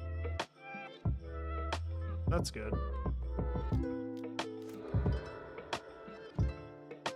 Go and get either or maybe, I don't know. Off of this, could be Urza Saga, could be another Eldrazi temple, could be another Tron land. Crack it.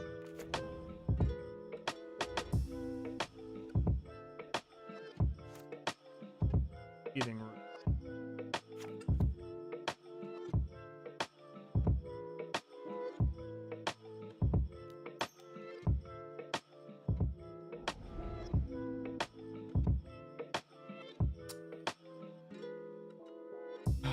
Okay.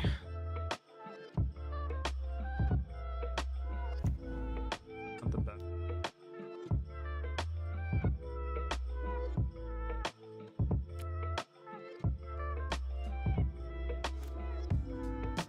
Feeling I'm gonna get Tron. No tower, you just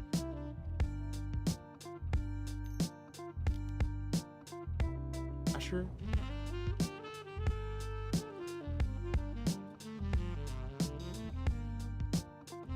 Please just swing with just the smack.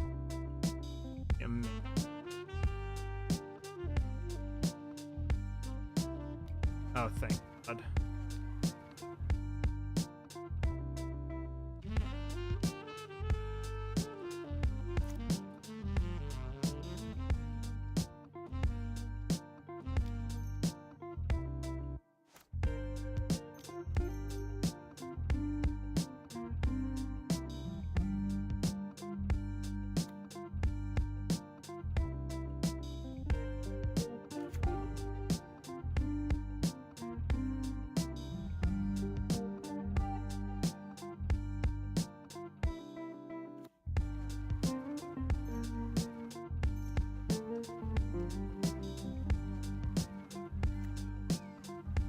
I love you.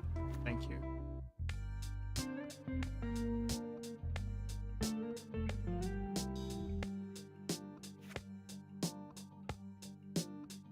I don't have any, so.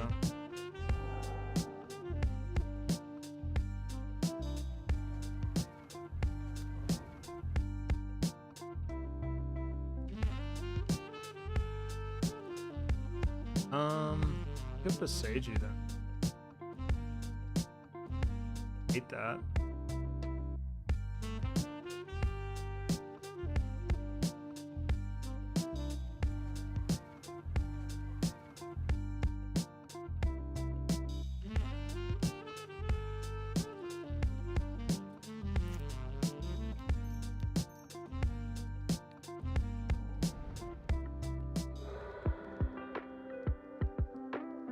I definitely need more going on than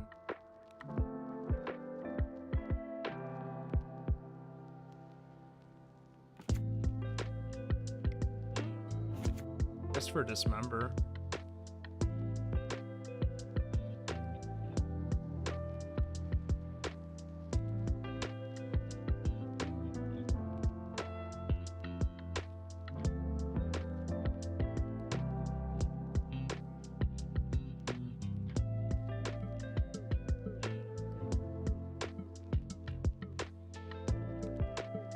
Karmic Guy did some work there, didn't it?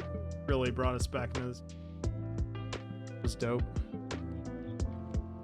Thankfully, they only attacked with the Reality Smasher. If they attacked with Thought-Knot Seer,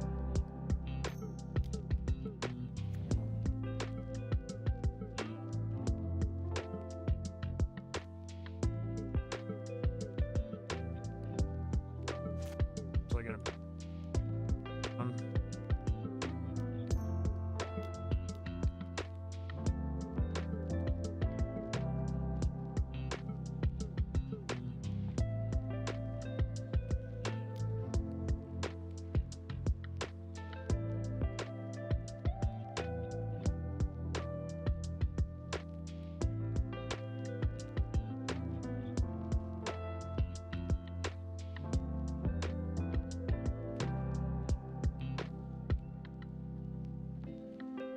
It doesn't really do anything with Karmic Guide. I mean, it creates a blocker. That's pretty cool.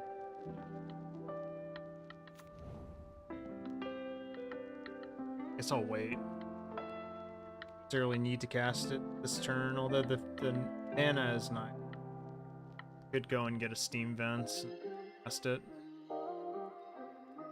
Yeah, I guess that does.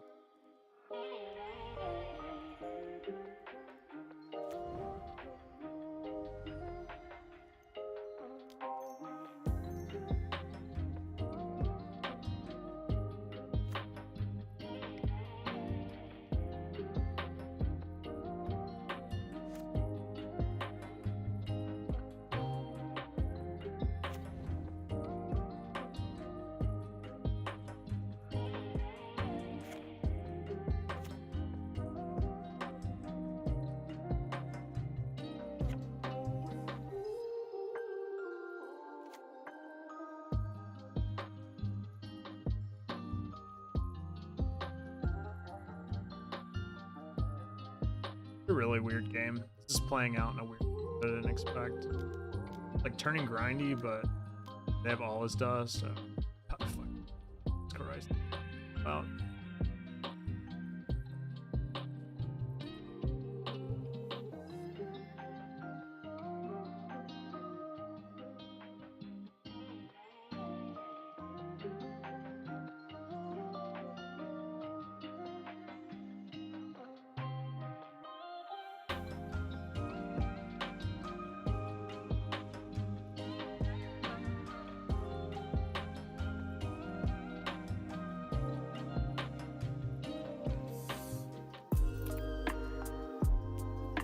Might as well.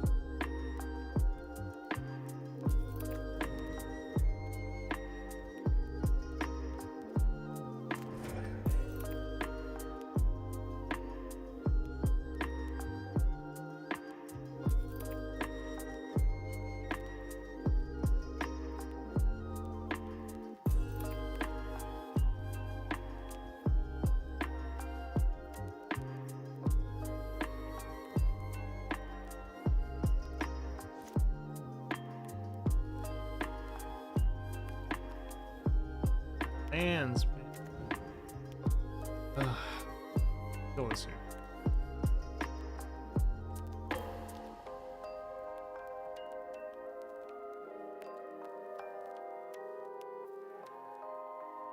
suppose power here.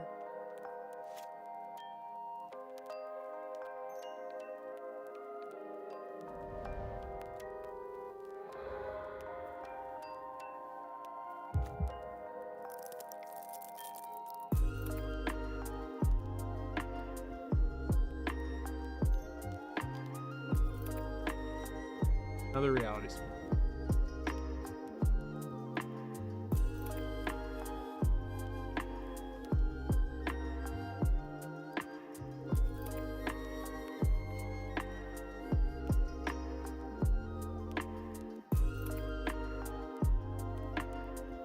Up on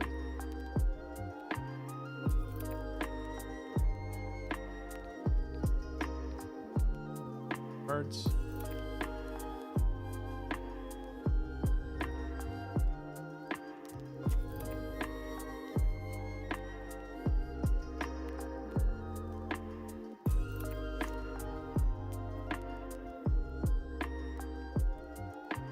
Oh my fucking god, are you kidding me? What the fuck is going on, dude? Jesus. Oh, we got a cute little line here, actually. Attack with both of these and bury our Yorion.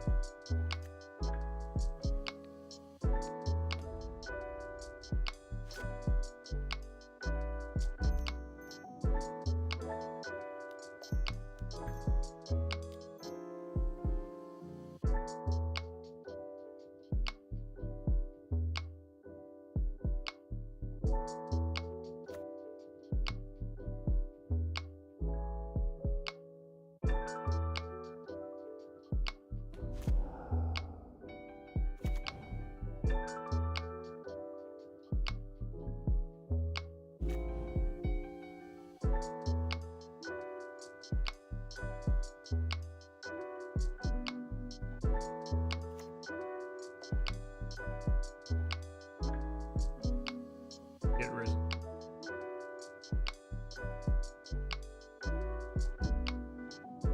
There you go.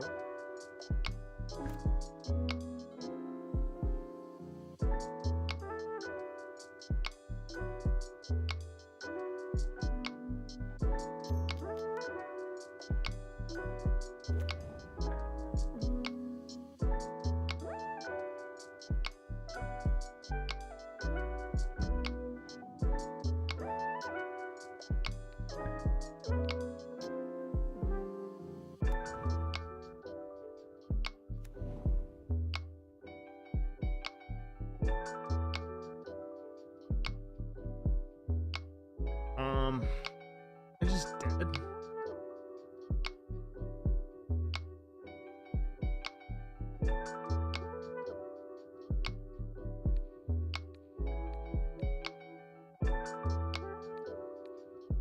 Technical.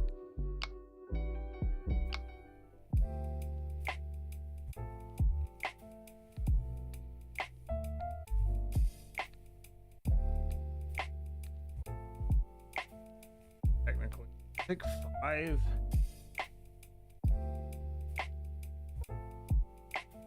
Go down to 3.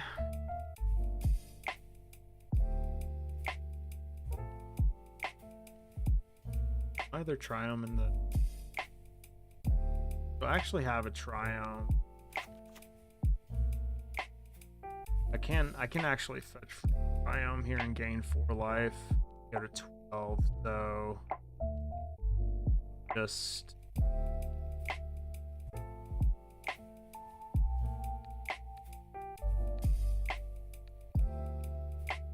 let's do this. 7 gain 4 and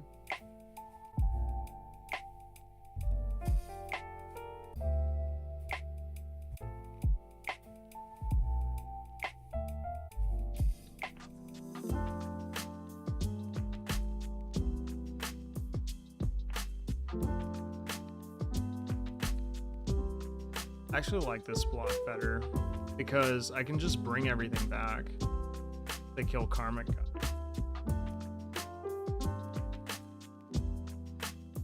And I lose less luck. They're gonna smartly kill. Makes sense. Thing is, now I'm just gonna game.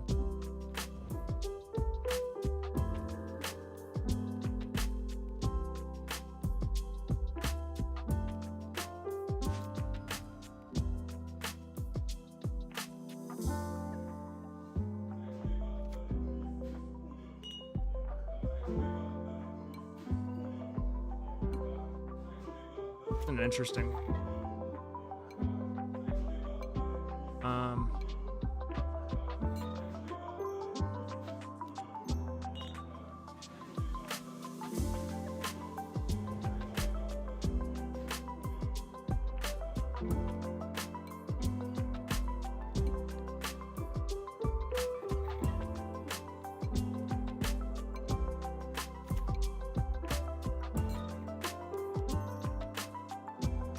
All four solid.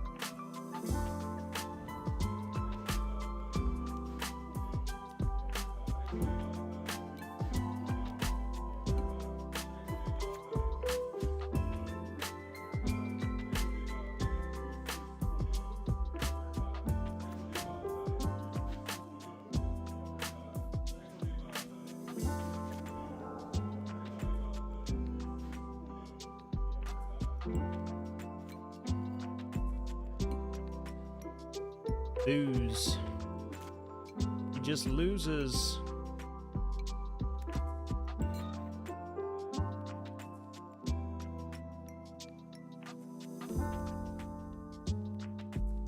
Gonna look for a Ren 6 here.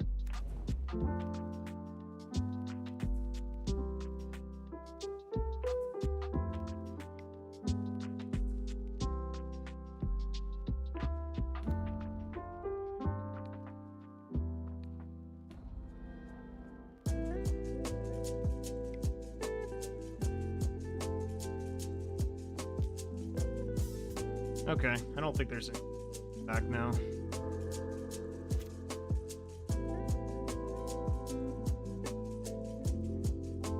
I guess they get all is done.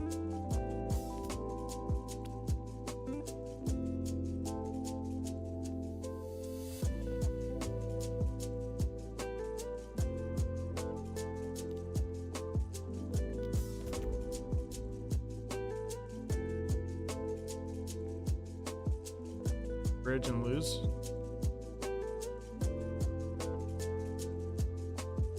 Oh wait, I just had infinite, didn't I? Fucking dumb, dude. Could have just. We took the long. I guess like for time's sake, it made more sense. Just the...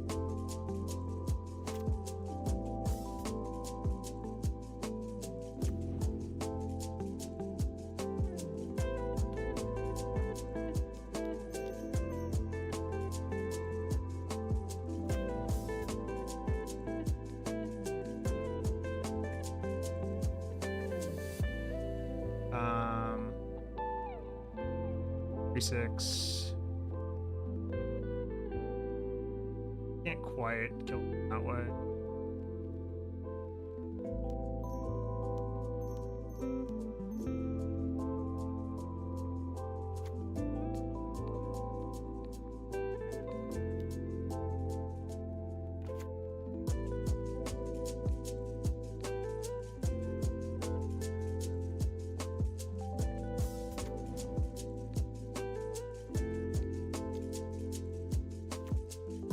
I'm gonna try to time us out. For scum. That's fine, because we're not gonna. Oh. Remember, guy. Tron player. Eldrauz. 4, 7, 8, 12. So we got.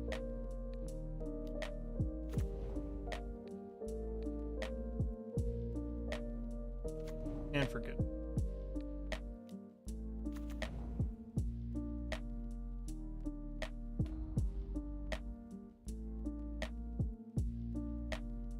Heck you.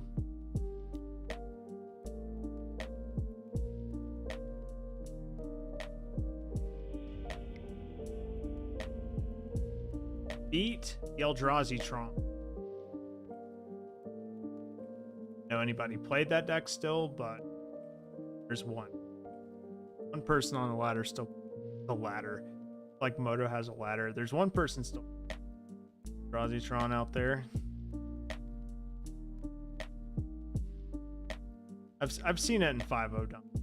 I just don't really understand.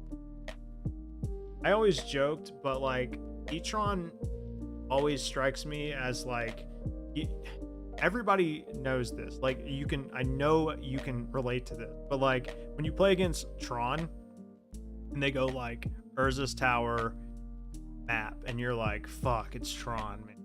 I didn't keep a good hand against Tron. And then like next turn they go like Eldrazi Temple, you're like, thank God. Like do you not? I mean, come on. Am I the only one who does that? Like I always feel that way when my opponent goes like Tower, Eldrazi Temple, or like, thank fucking God they're not playing regular Tron. Just play regular Tron, okay? Like, goddamn. Time and place for Eldrazi. It was called Eye of Ugin. Now it's just distant memory. I remember when Eldrazi would see quite a bit of play in Pioneer. Some pretty cool Stubborn Denial decks you could play with Eldrazi as well.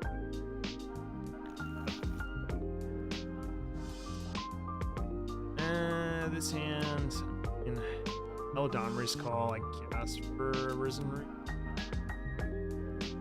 Ship this back. This hand's kind of bad.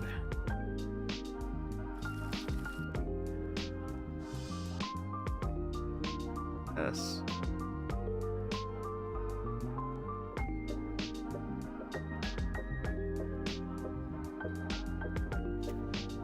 Definitely not ideal.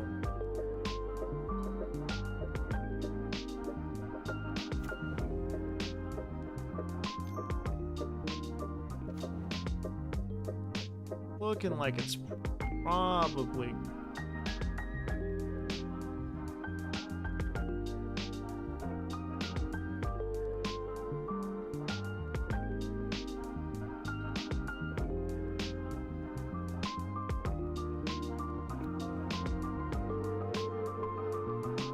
assume this is gonna be Bugmoth. In which case, we don't have a terrible hand.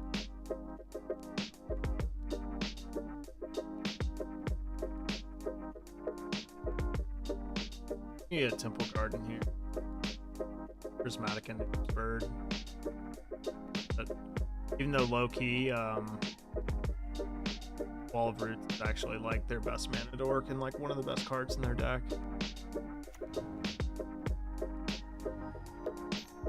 Ending the. There you go.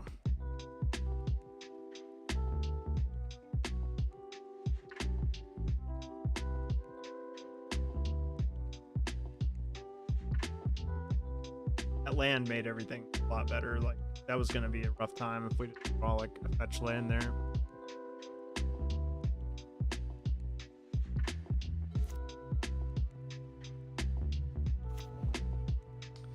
Riot Arbor, Mana Dork?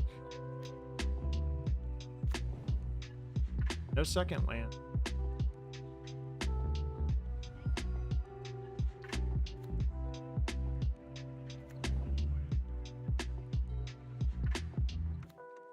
Things can get out of control for us if we right X.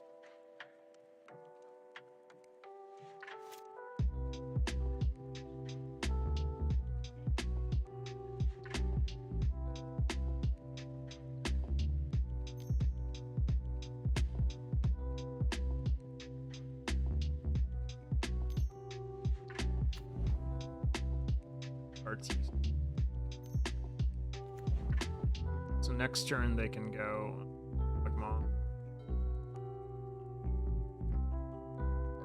I'm just gonna play. I'm just gonna play the.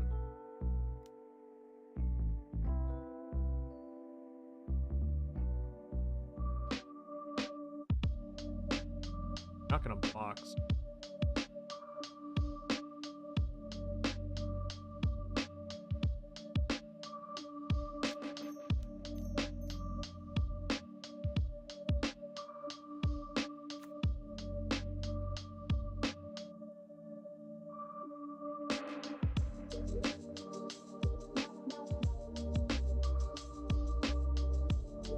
No.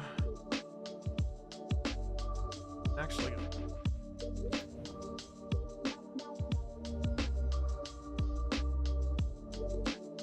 Can't.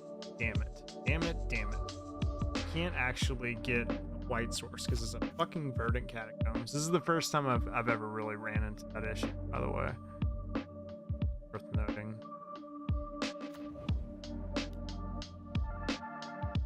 Should have just played the trick. Basically, my plan was what I was gonna do. My head, I realized I couldn't touch a white source, so I was just gonna prismatic ending Paradise. They couldn't play Yawgmoth. Well, I guess they could have still.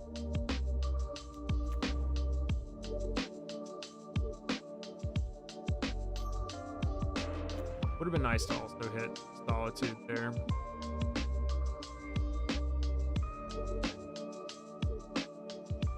I only have 2.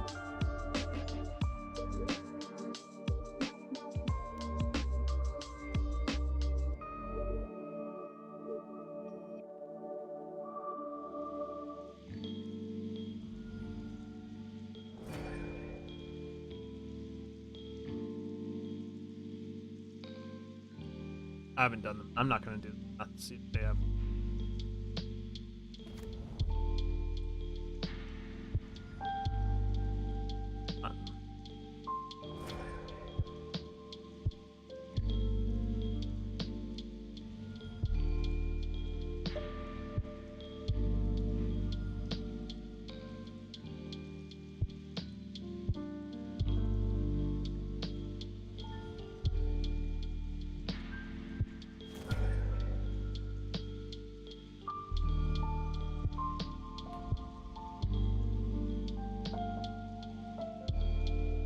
Close. I mean, they're gonna draw a bunch of cards for sure.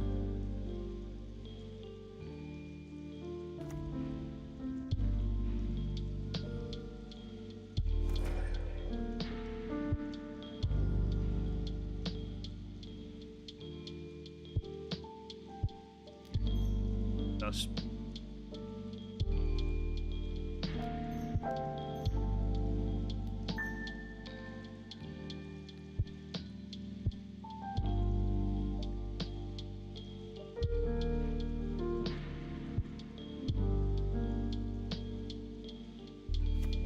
assume that Yawgmoth.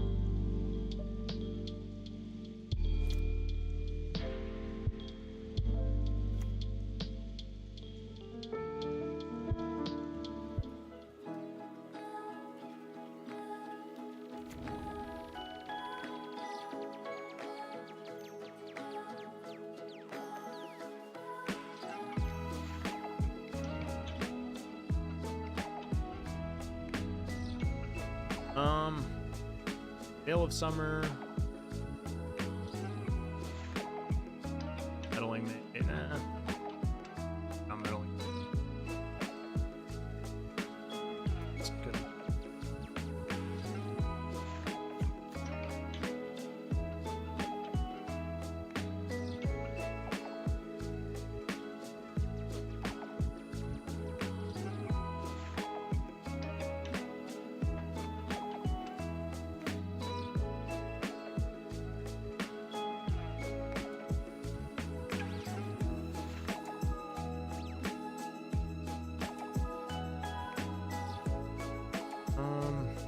How badly do we need it? Okay, it's not amazing. Then again, endurance isn't great either. This is always kind of like a weird matchup. Like it's never quite straightforward. There's some nuance to it. This is normally one where I'd cut some Eladomri's calls. They're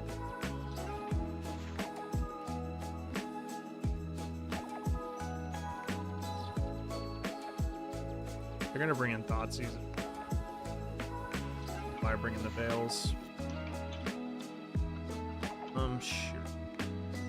On the map. This bro.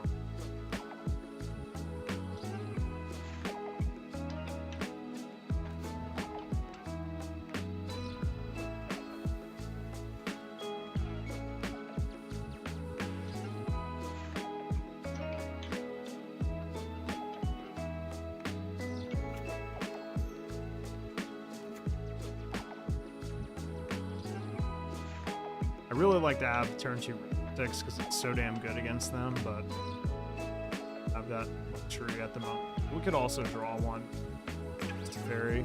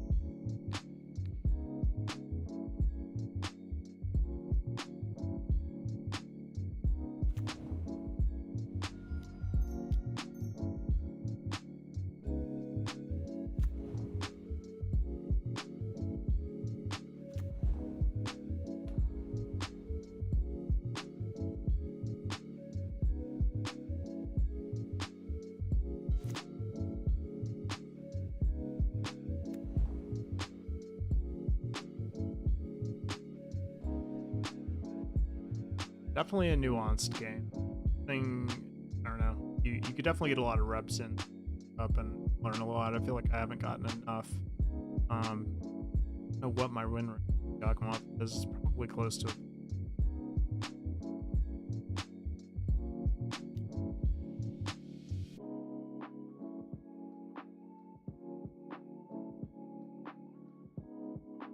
Gakmoth's turn.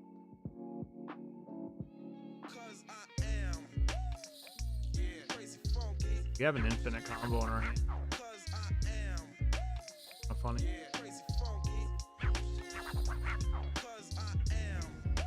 Not anymore.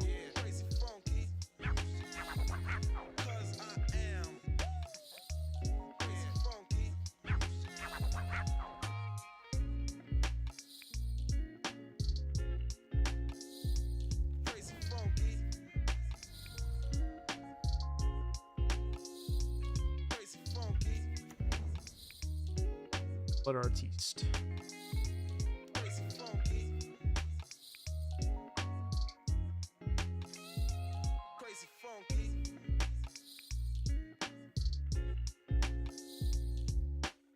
It's called interesting.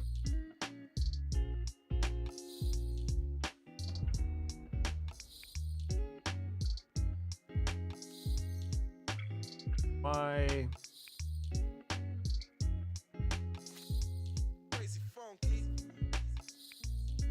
Blood Artist, or do I art? I art.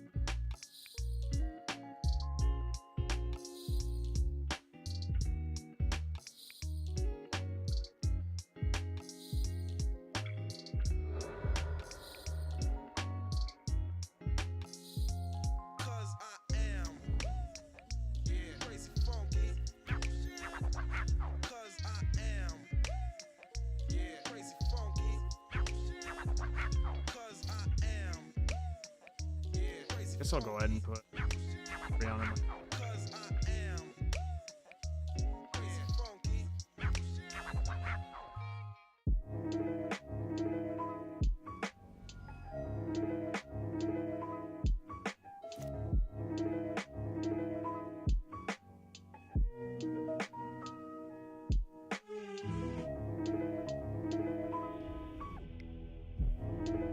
like they kind of had an awkward draw there. All right, so on the draw,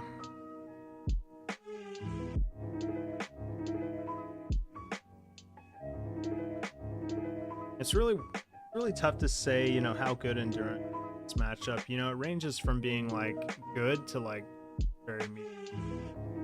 That's why I feel like you just don't bring in all of them, regardless of how it interacts. Because like you're never really feeling great about endurancing an undying trigger.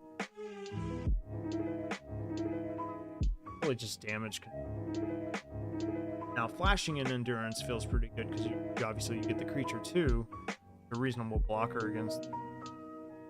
But yeah, other than that, I like Oath of Nissa because it finds Ren 6. It's a powerful matchup, but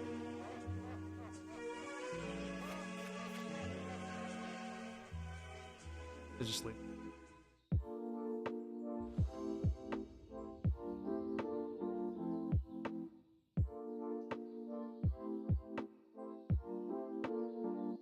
Oh, we got 2 Ren and 6. Fortunately, we were on the draw, which does matter a lot.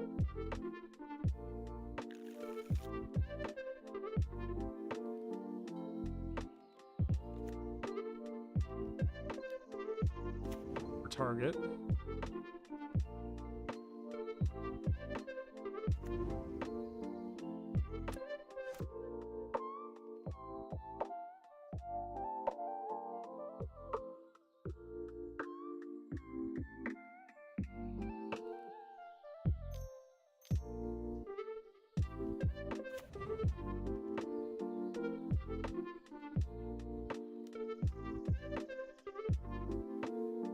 Not gonna play another one. Oh baby, it's gonna be.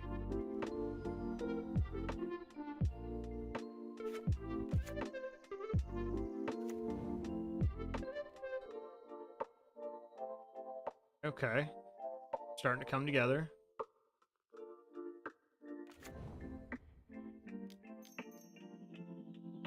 They can kill this Ren and 6, and I'm actually okay with that. We have lands. Basically just strangling them. And I know.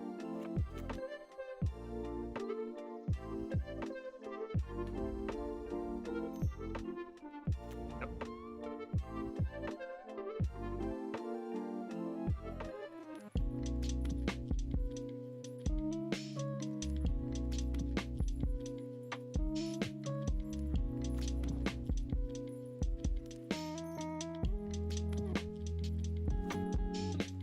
Next turn we just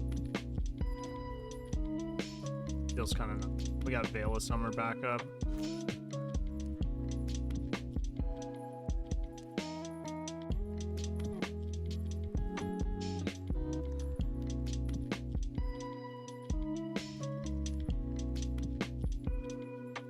Feels good when you just naturally draw.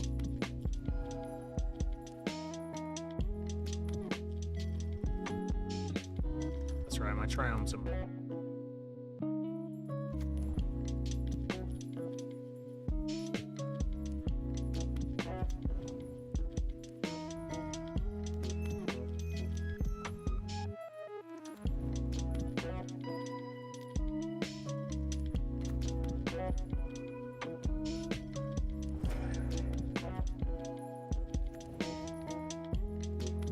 And that's all.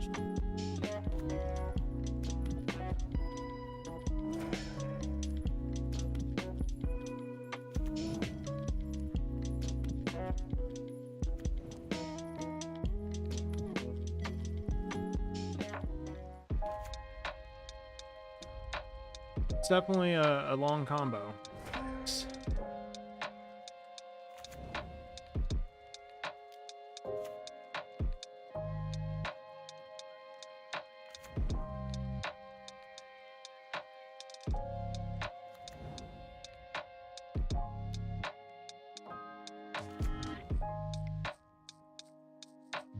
All right, got that one. Be a combo. Of course, our opponent got a little stuck on mana there, but like I was saying, Ren and 6 definitely pretty good.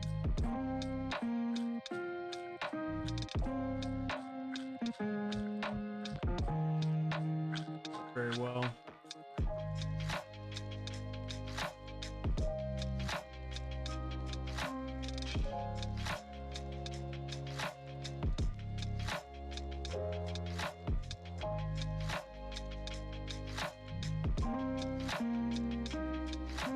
Yeah, we're gonna be doing need to make up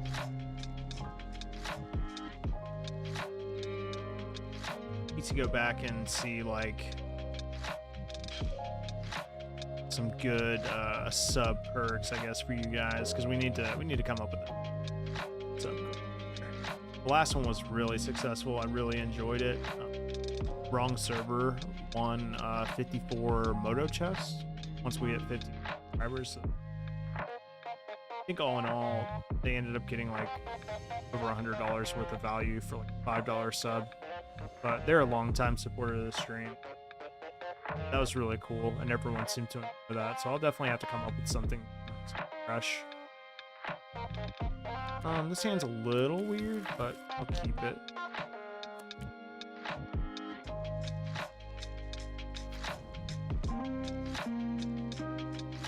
This is giving me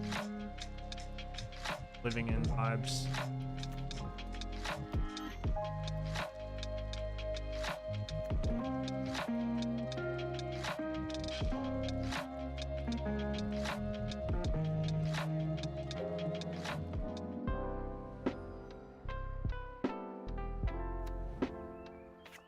Okay.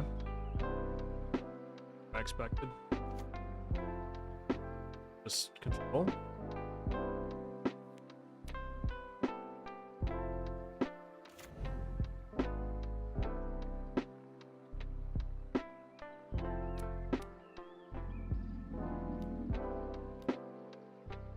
Yeah, I guess.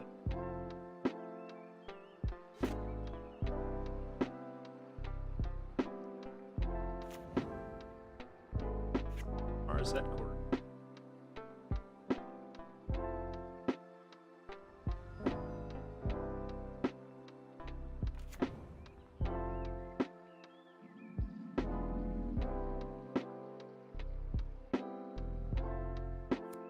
All the lands over.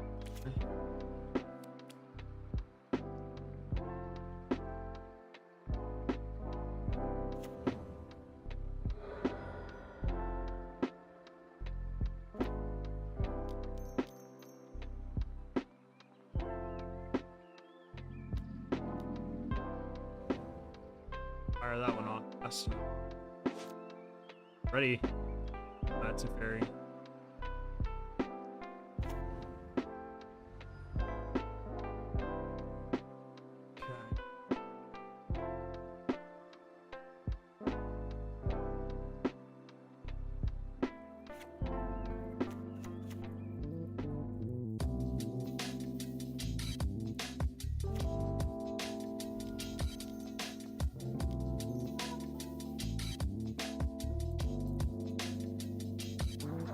I'm gonna assume they have the form.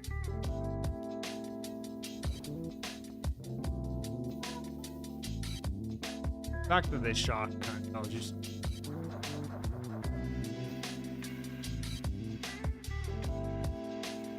Historically, this is a really good matchup for Vivien, but we'll see how this version fares.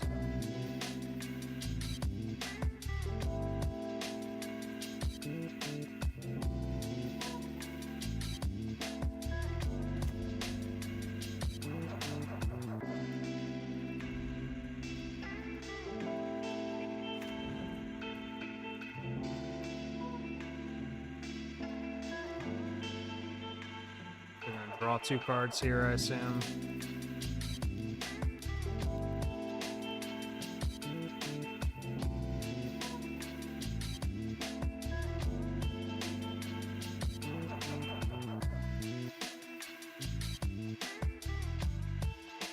It's just that we have the power of inevitability, but like I think this version of the deck is probably a little less favored, I would assume, than like traditional versions of elementals.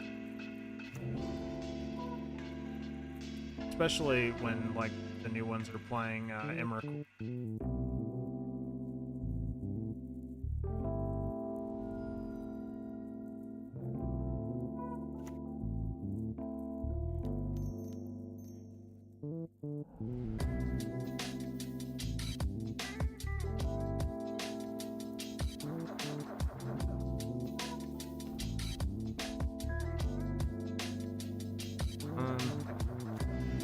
In this.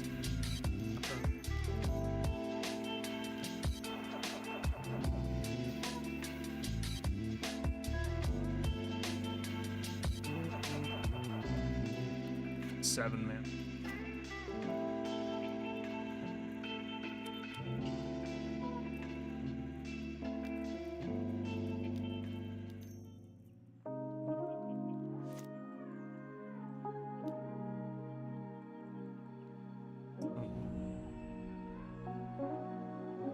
Cryptic.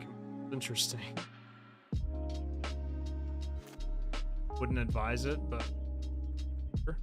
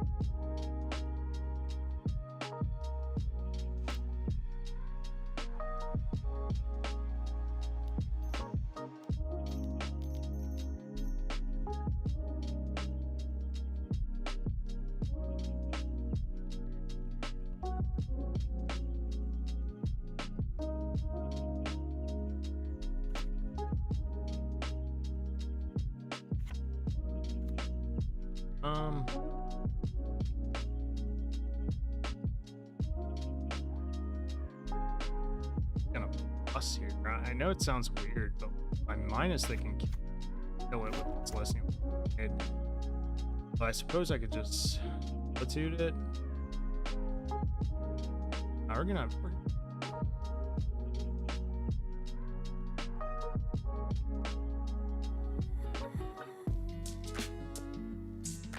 Damn. I suppose I could use.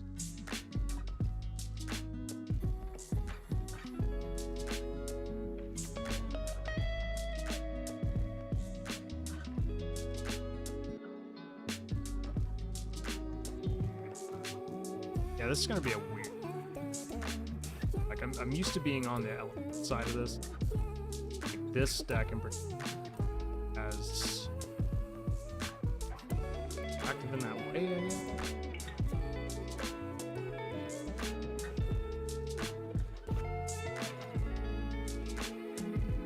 I mean, this means they're higher up. Swing it.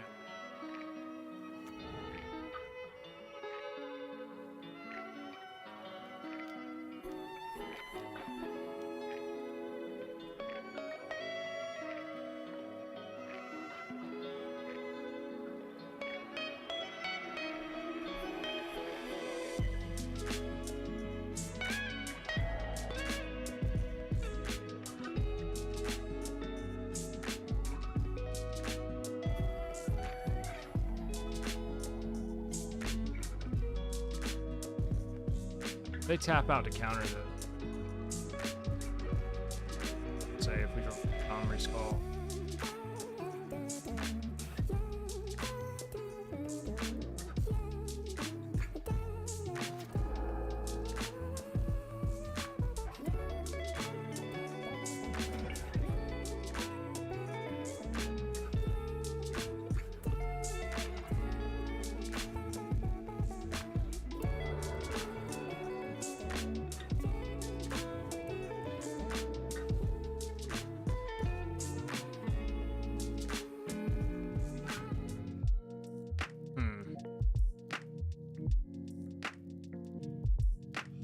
Four cards in hand.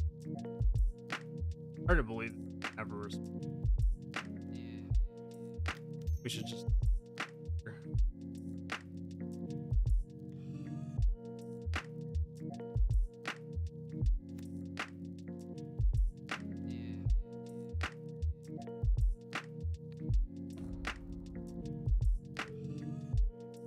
Create a rhino.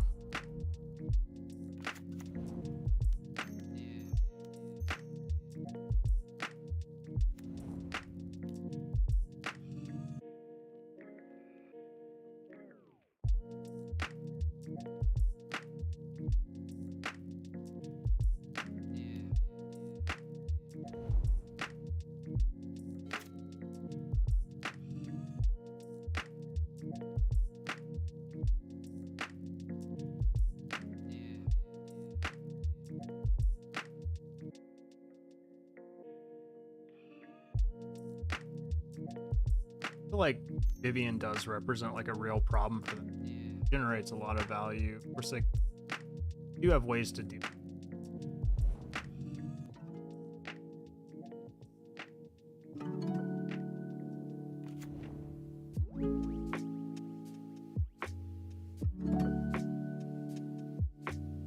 And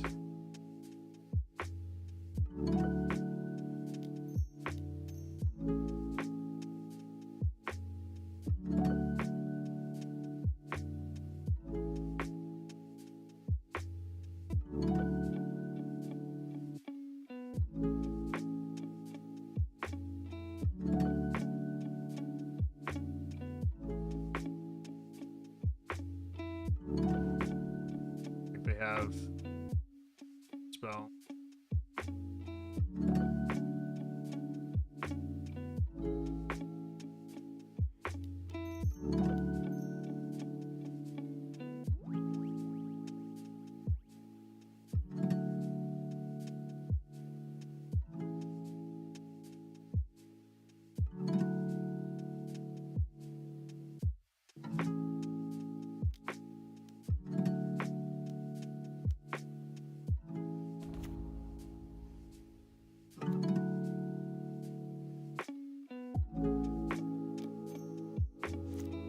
Now what?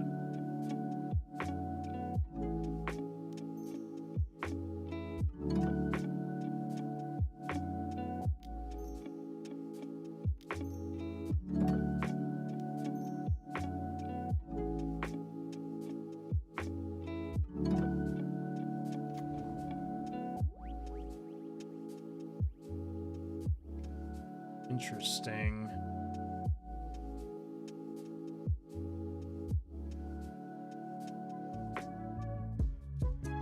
Oh.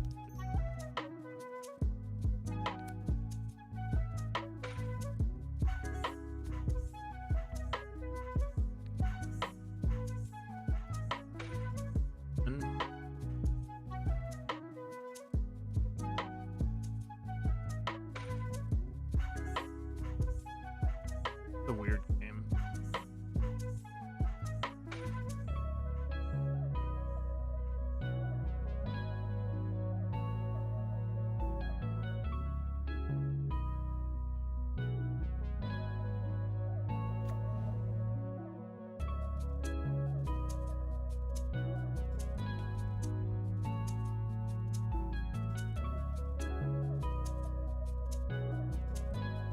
Mighty strange line, but we got there.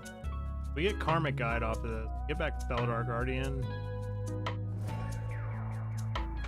There we go.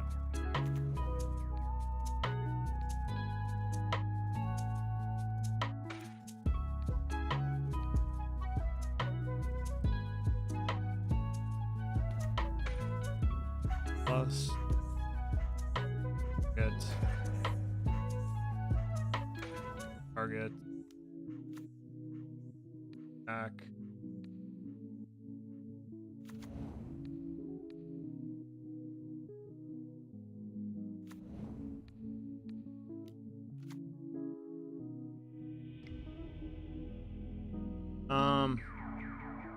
So blue-white control, I don't really feel like solitudes are super necessary. Although they are playing with like a lot of man land. It's kind of weird. Like your storm is probably a little bit more relevant. Endurance isn't. I've seen people bring in meddling game.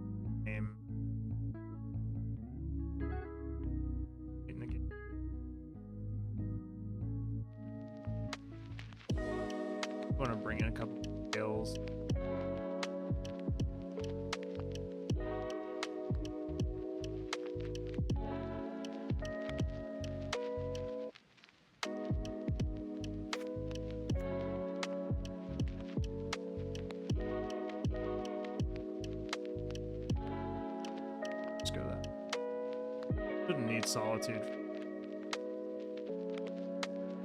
Typically not a card that I can in the white control matchup when I'm.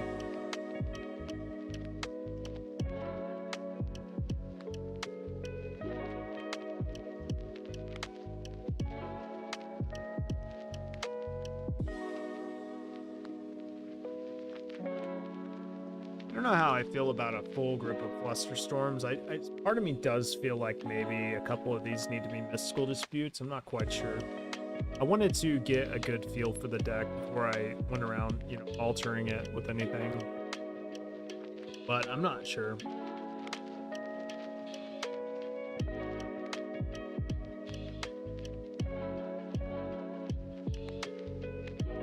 My opponent seems to be playing a very, like, I don't want to say dated, because they are playing like an upgraded mana base and stuff, and perhaps this is just a new list, but I feel like this is a dated role list. Like I feel like people don't really play Celestial Colonnade, but maybe I'm mistaken. I guess there's a billion different ways you can build a control.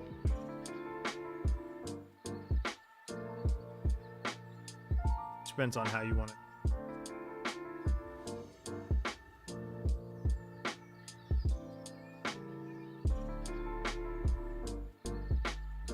And looks great to me.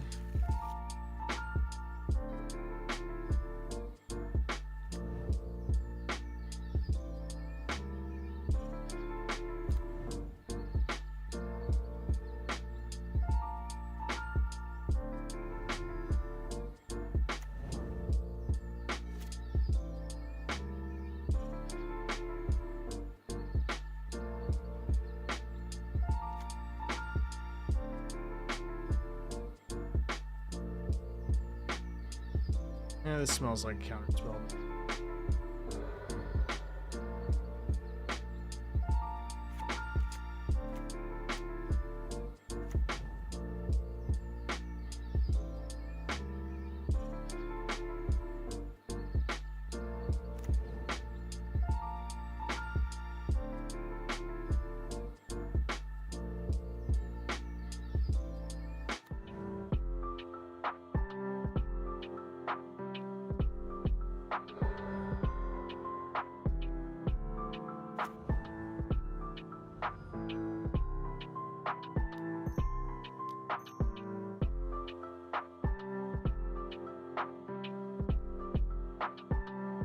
Actually didn't expect that to really last.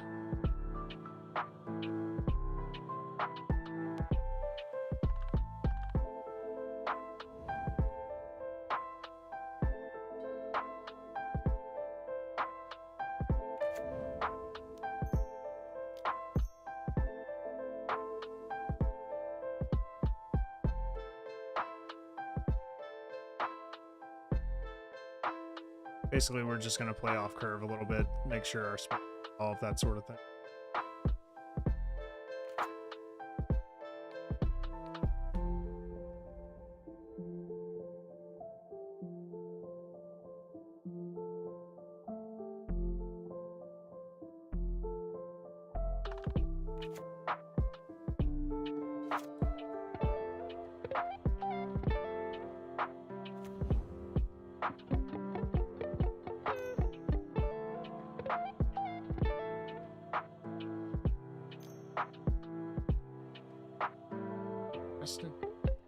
Sure.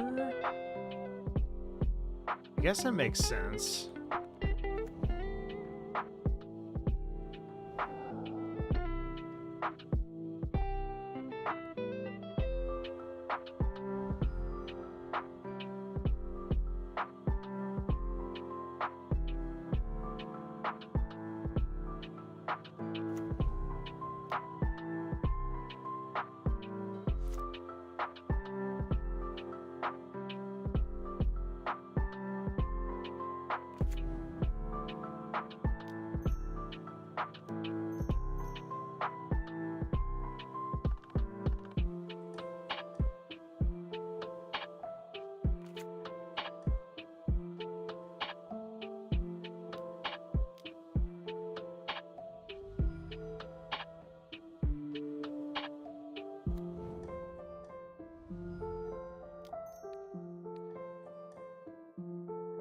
The longer this game goes on, the worse Flusterstorm gets, so it's gonna fire it off now, make sure it's risen, evolves, gets the value out of it.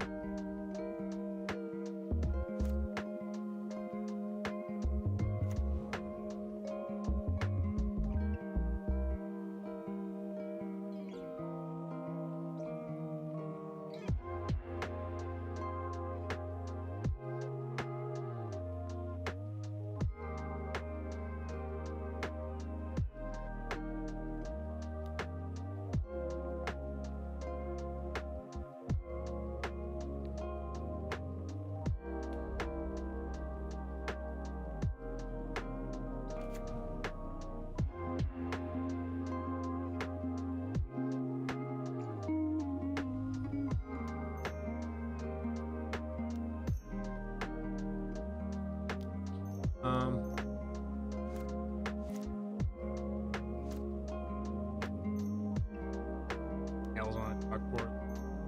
Fuck me.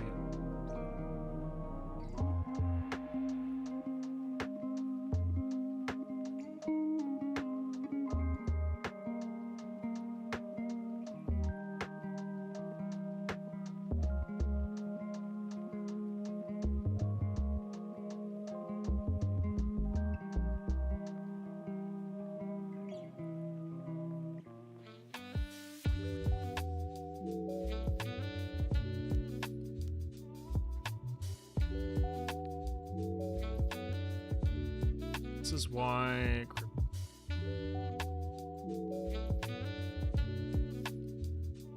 Part the reason.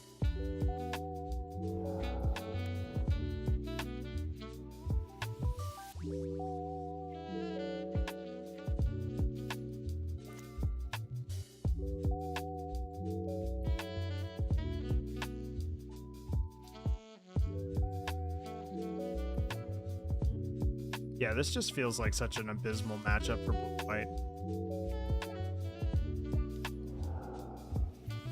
They drew 2 cards. Seems kind of desperate.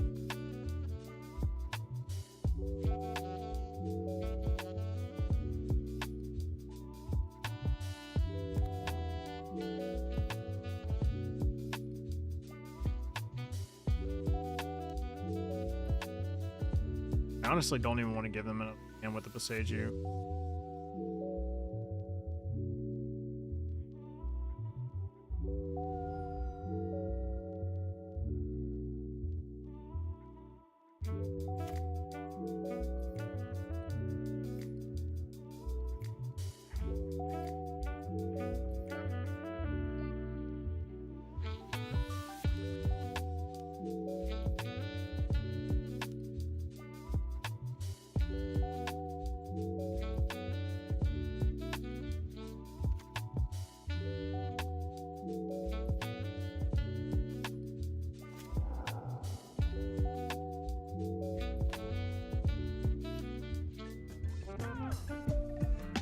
May end up having to pitch this Boseiju after all.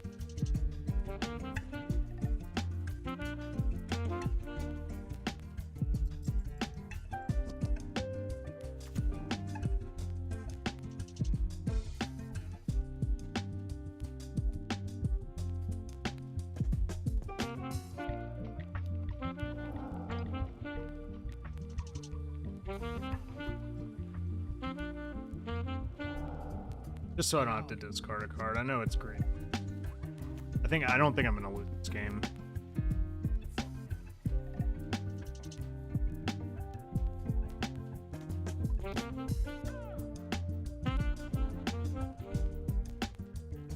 I think they're digging for a supreme verdict, which makes sense.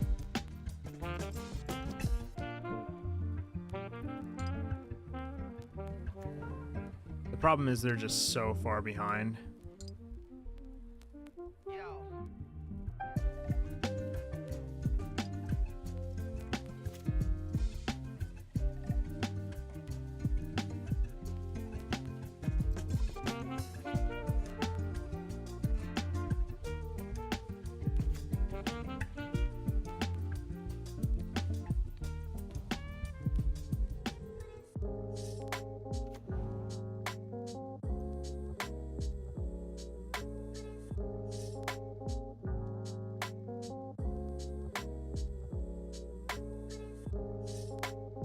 Cast your spells now, sir. Do I even really want to fight over this? I guess so.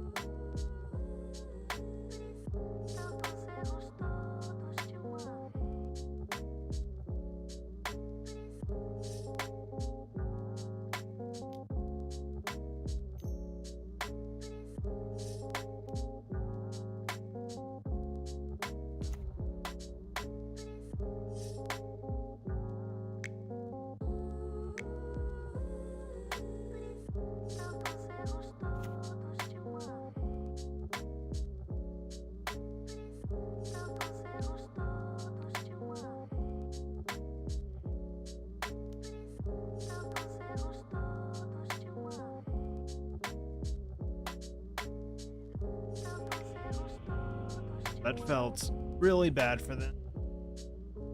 Well, that went faster than I expected, so we got one more match in this league. Let's just play it out. And it's a little disappointing that we lost to like some random jank in the first round. I feel like the deck is good. I definitely haven't been playing super optimally tonight, but I mean overall, like the deck is clearly good. Still am not 100% sure I prefer it over regular 4-color Omnath, but it definitely has some things about it that I like.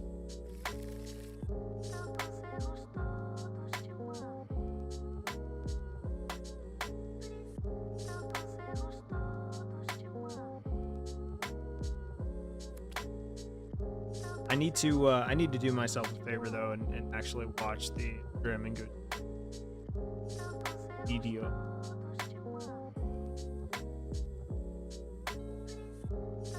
All to 5.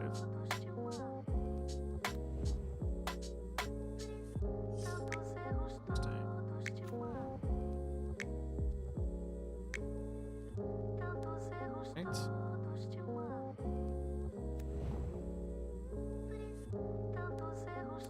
Well, unfortunately, we're going to be able to this turn. They're going to land a hit.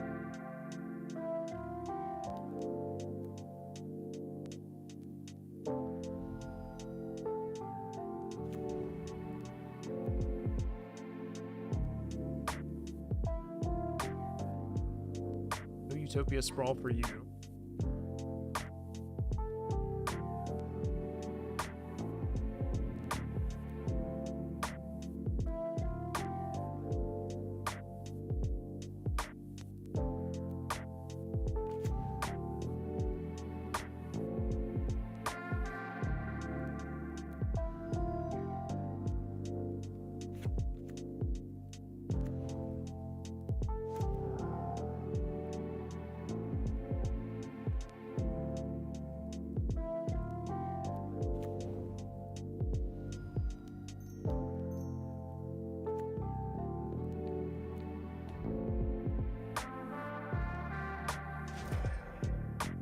Feels like lightning bolt run. See, I mean, they did moldify.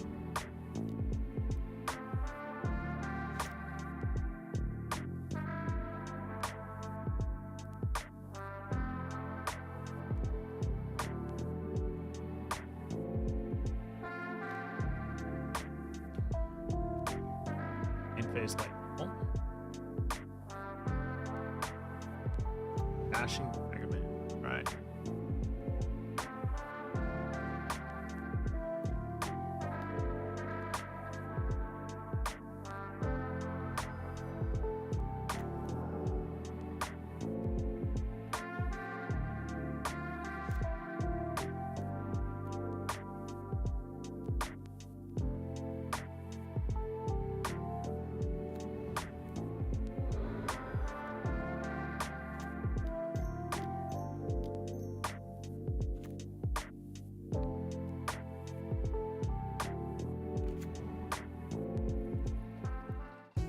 All right.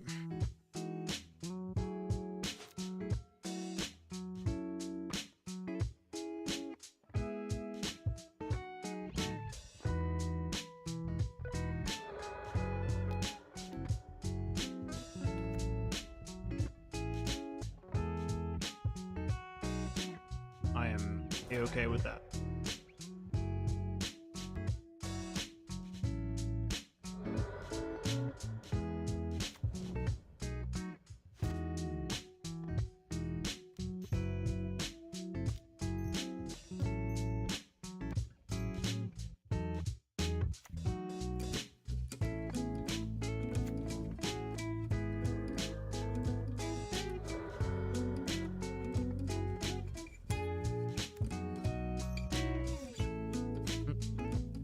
We can get another land off the top here, then we kill this. Red. Should have kept the red man. That was still a good draw.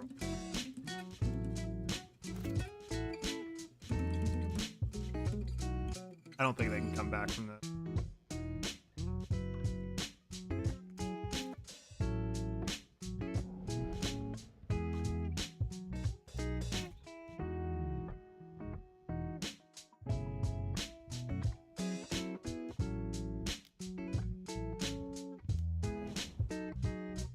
Terminate was pretty good then.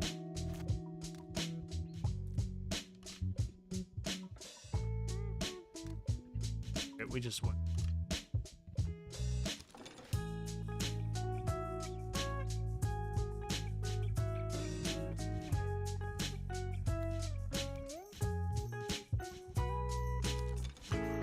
I like saying that. I like saying we just win.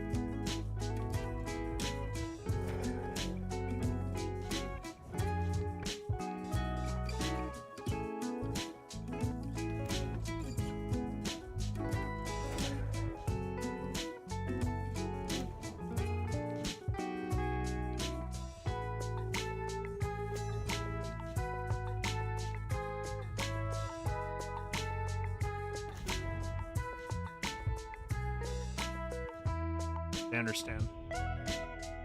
I mean, they were, that was pretty rough. They were in a Malta a bajillion. It was just black red mid range. So we're just bringing like Veil of Summer. Probably take out like Utopia Sprawl.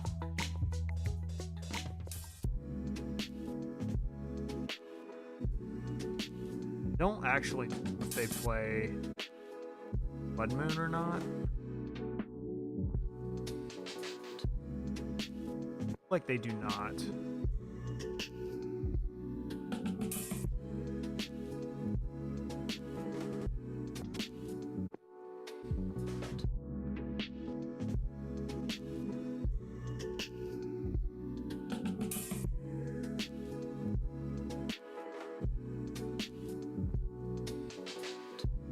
Renegade Rallier is such an odd card because like it accelerates, but I don't really know much more beyond that, like what all it's there for. Like it just really accelerates your turn, allows you to play an Omnath a turn sooner. Well, not a turn sooner, like get the effect a turn sooner. Potentially play a Karmic Guide sooner. It's cool. Beyond that, I don't know. I like it more than Utopia Sprawl, I think, in this matchup, but not it.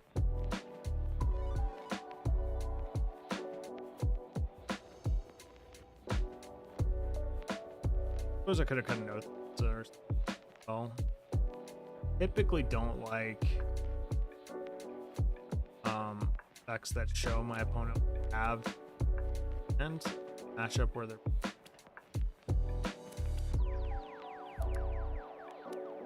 This is kind of a weird one. Try it. Got Veil of Summer, which is kind of nice. Got an answer for Ragavan. It's kind of nice.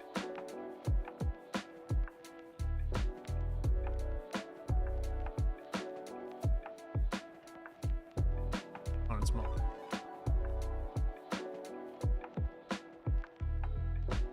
Okay, they mold to 6.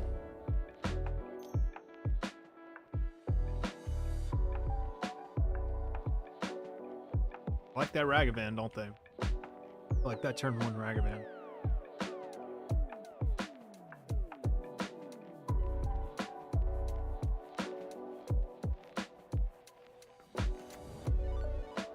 That was a good draw.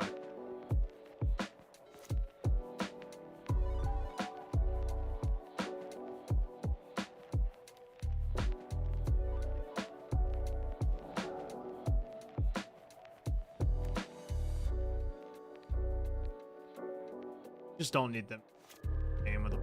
You know, I've found that it's just worth it to get rid of it. Oh wow, no second.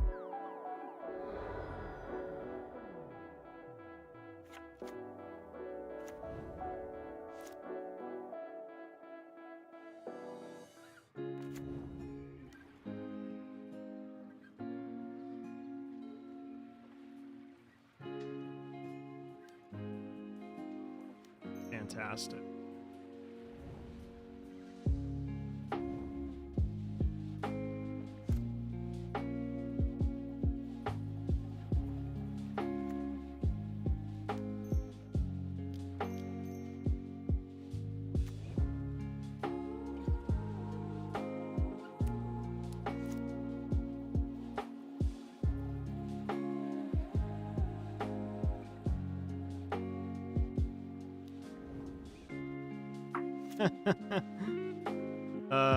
The shame concede? No? Okay.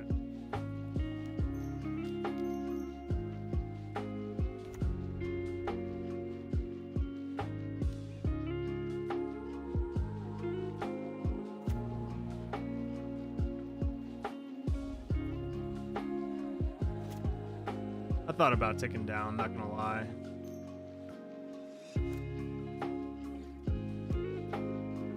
Sure, have a prismatic in. Hey.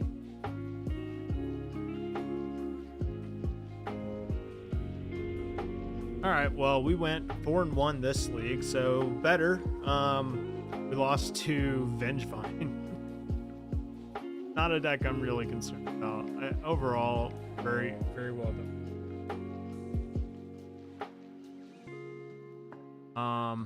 Yeah, I mean, overall thoughts on the deck is it's very fun. Good, clearly. I know I learned some lessons tonight. I am gonna go and watch that Gucci video and video, learn a thing or two about how he sideboards with this deck, because I think against a deck like Murktide, like we are taking out the combo. So definitely didn't feel good to turn a 3-0 into a 3 last league, but getting the 4-1, especially because, you know, besides Ultron, but actual deck, the blue-white control deck was a little weird, I guess. I don't know, but we should always beat blue-white control. It's typically a good match. But anyway, guys, that's gonna wrap it up for me. I appreciate you guys for swinging by. It was really fun. Shout out to Creed Mania for joining the stream, following. Shout out to Master Gurtai for the Twitch Prime sub. And shout out to you guys for supporting the stream and always viewing. More than welcome to join my Discord. The link is below my Twitch window. It should say join my Discord. You can just click it and it's invite. We have an awesome community, lots of memes, lots of games, not just Magic, food, you name it, pets, all that stuff. You're more than welcome to join and be a part of that. I have an RCQ this weekend. I'm not sure what I want to play. Kind of leaning on this deck. Might make some changes, like thinking maybe I might take out 2 of these Flusterstorms for 2 Mystical Disputes. I've been really liking Mystical Dispute in these shells. I think 4 Flusterstorms is a little much, although amazing against Cascade, so yeah, I'm wrong.